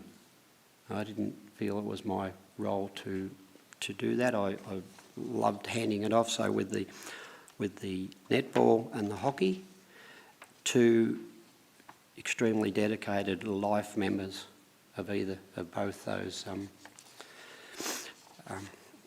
both those sports, cut the ribbon. And then at the K-Walk, Auntie Phyllis, she was absolutely so excited when I said, here's a pair of scissors, they're very sharp, be careful with them. But she said, really, you want me to cut the ribbon? I said, absolutely, this is your moment. So that was a great thing. And it's been a real joy to discover the community enthusiasm for mountain biking by attending a number of events out at Mount Taylor. I'd never been out there, and by gee, do they leave some skid marks and do they leave some skin behind? They are mad. And at the second event I attended there, I sat down on a bit of a seat, and there was parents were waiting for their son, who was one of the leaders, to come down the hill. And they've just gone, oh, I hope he doesn't crash. I hope he doesn't crash. He crashed yesterday and he destroyed a $10,000 bike and he's borrowed one off his mate. So they were hoping they didn't have two bikes to buy for the weekend. And he didn't crash, and he was one of the leaders, so that was a good day. And of course now, we've been up to Omeo, and there's another 100 plus kilometres of mountain biking trails, which news hot off the press was that over the Cup weekend, correct me if I'm wrong please, CEO, but I think there were over 1,000 people used the shuttle bus system. So that's a wow. It really is a wow, especially for the local economy, because they were, it was virtually a 4-day weekend and they would have all stayed local. Another important thing that's always on the table is advocacy. Now, Council's advocacy is broad in both the issues we lobby government and politicians on, and how we work across our own shire, but also Gippsland and the state on issues of significance. We should be proud that it was East Gippsland who led the charge very early on against the Emergency Services Volunteer Fund levy debacle that is having an impact on everyone.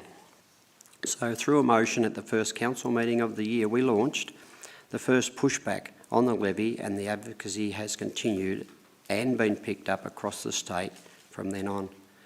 So one of the last things that I've done is I've now bookended that by, as you read today, sending a letter to the Premier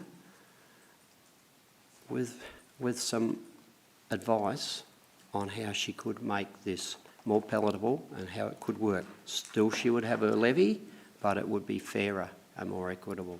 So I really do hope we get a reply, and I do hope they listen, because, you know, we have, you know, we're a rural shire with other industries, and they're the people who are being hurt the most from this levy. And of course, in rural shires, who do you think are on the SES and who do you think are on the CFA tankers? Mostly the rural people. So they're, you know, we would like to see, I would like to see a much better outcome. If they need the money, then the levy will stay, but could it be more equitable? Likewise, with issues such as glass recycling, that is a testy one. When we oppose this, is the purple bins? Yeah, when we oppose this, because Tambo Waste actually do all that work. We've already got something in place, and we just don't need that, and we don't need to be charging our residents another fee for another bin. We don't need another garbage truck to go around on a different day. And I was actually interviewed by Tom Elliott about this, because we'd objected to it. And his response was, he lives in the city, I think he said he's got 5 bins. And his response was, I'm not sure which one to put out and what day to put it out on.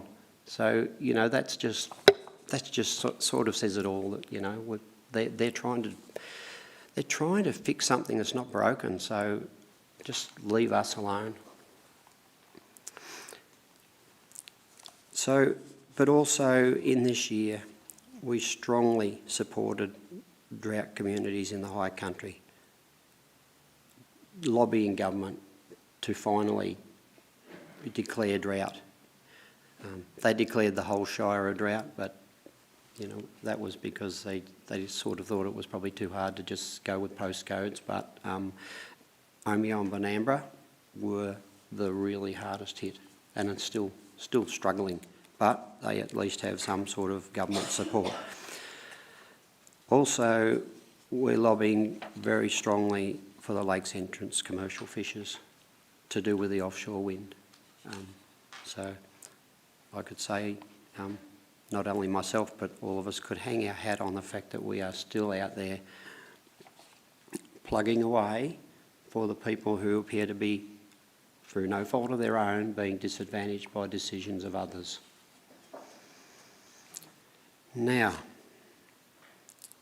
so, well, I say the list could go on, but rest assured we do use our voice to get a better deal for East Gippsland. Passionately use our voice. I would also like to acknowledge the work of all staff at Council and the work they do, often possibly without recognition. They do it in the background. They don't look for accolades, but they deserve them. And that they are also members of our communities, and they live all across the Shire.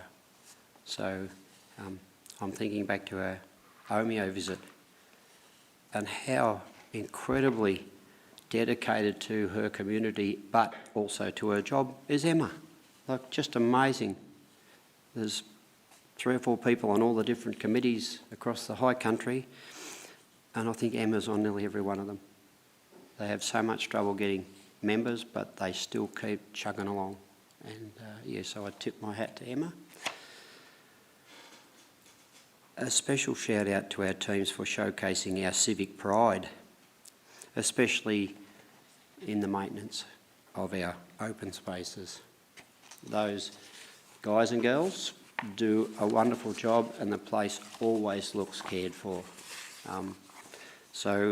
And then for the councillor group, the executive and staff that have been in the community, listening and engaging, and we're making great strides forward. It was wonderful in the last round of visits to different communities that we were actually,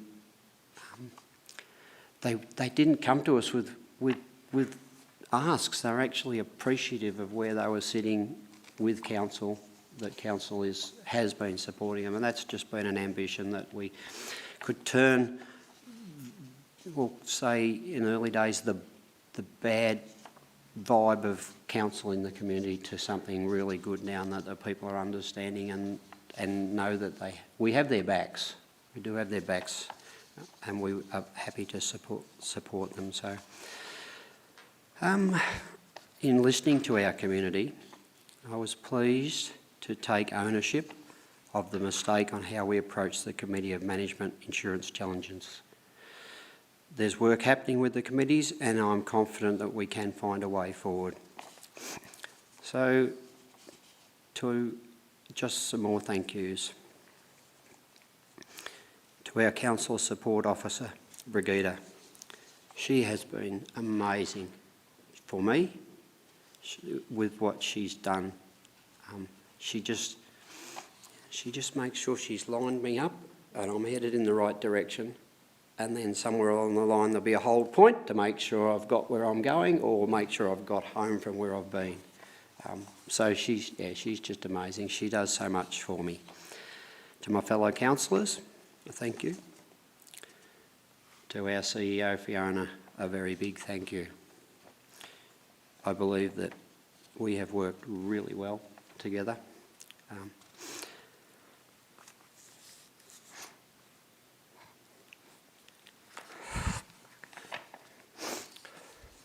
on, John, you can do it now. We're getting towards the end. Damn it. And to my wife, Leanne. She has worked so hard this year to look after something where I should have been there. So I wish her all the best. To our community for turning up, providing feedback, using our services and wanting to make East Gippsland a better place to live, work and visit. I think this might have come from an old movie, so good night and farewell.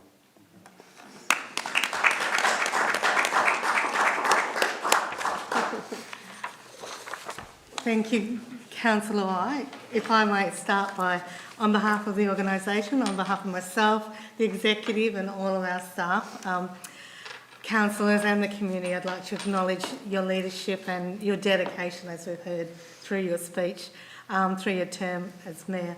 You know, when I talk to staff, I talk around community matters. And I think tonight in your speech we've heard that from our Mayor and all of our councillors, community matters. So thank you very much, and I'd like to congratulate you and acknowledge the many, many hours you've put into your term as Mayor. So thank you very much. I'd like to hand over to Councillor Buckley, our Deputy Mayor, to say a few words, and then invite any other councillors to say anything as well. I promise, because I'm the deputy, it'll be a lot shorter. But thank you, John. Thank you for your passionate speech. Every beginning has an ending, and tonight marks the close of my chapter as Deputy Mayor.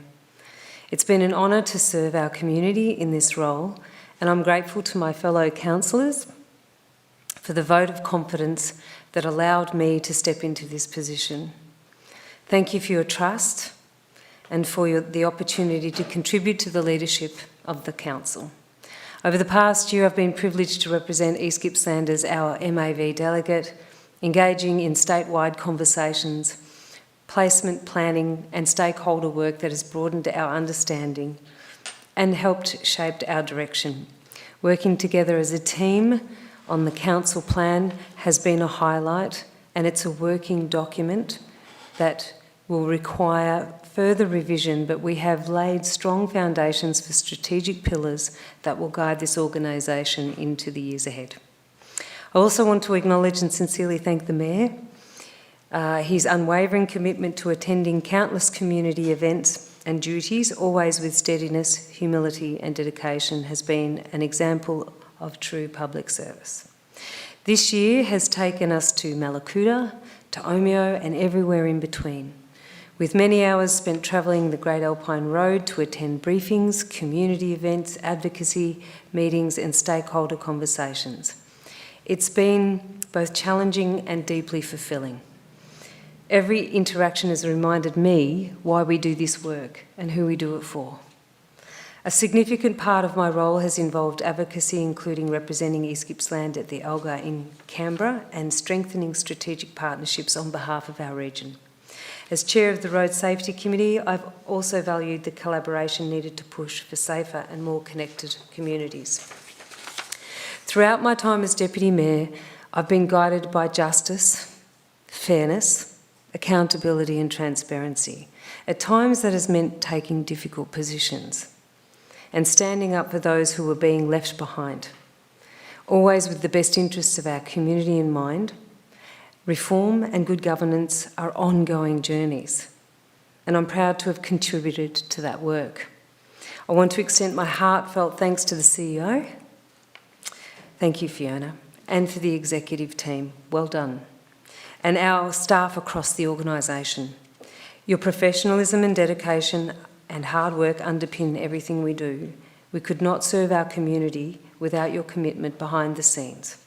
So as I step down from this role, I do so with gratitude, knowing that we have begun to build the strong foundations and will work towards our strengthened collective vision for East Gippsland.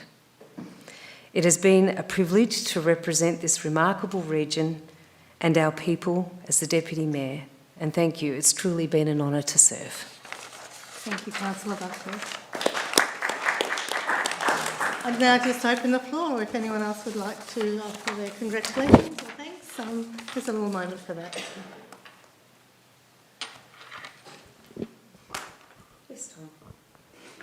Yeah, look, thanks very much to you both for a year's service in the roles. I know that it's not easy.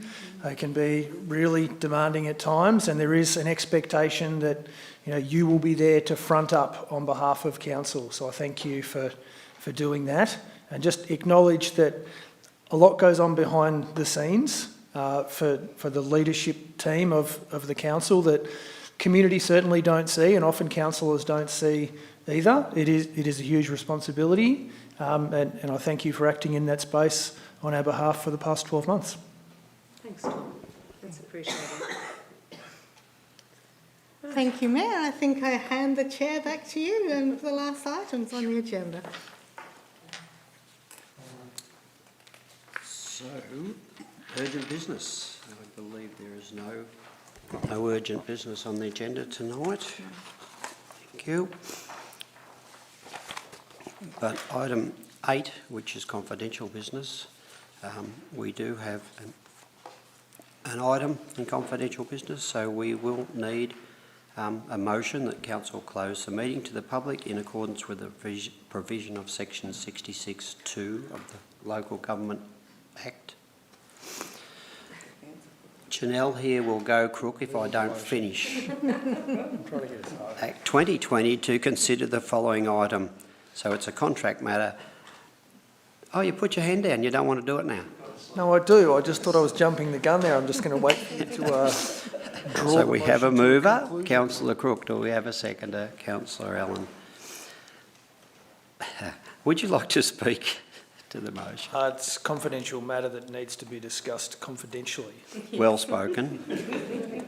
Councillor Allen, I suspect you agree? Yeah, that's right. Okay. Is the motion opposed? All right. It could only be opposed if it's past someone's bedtime, I think. So, and nobody else wants to speak for it. So I'll put this to the vote. So all those in favour of going in camera? Thank you. That's unanimous. So we'll just wait on the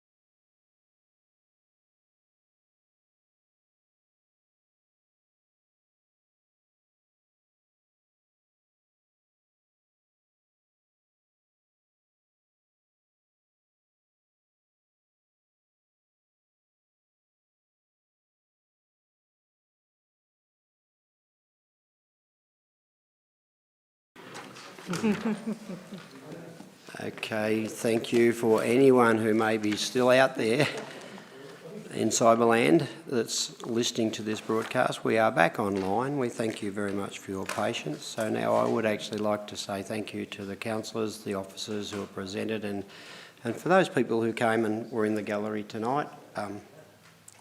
Very respectful. Certainly for all of them, they certainly have issues that they want to see resolved, but we'll see how that all turns out. But yes, so we could just sign off and say that's the end of our meeting at 9:12 this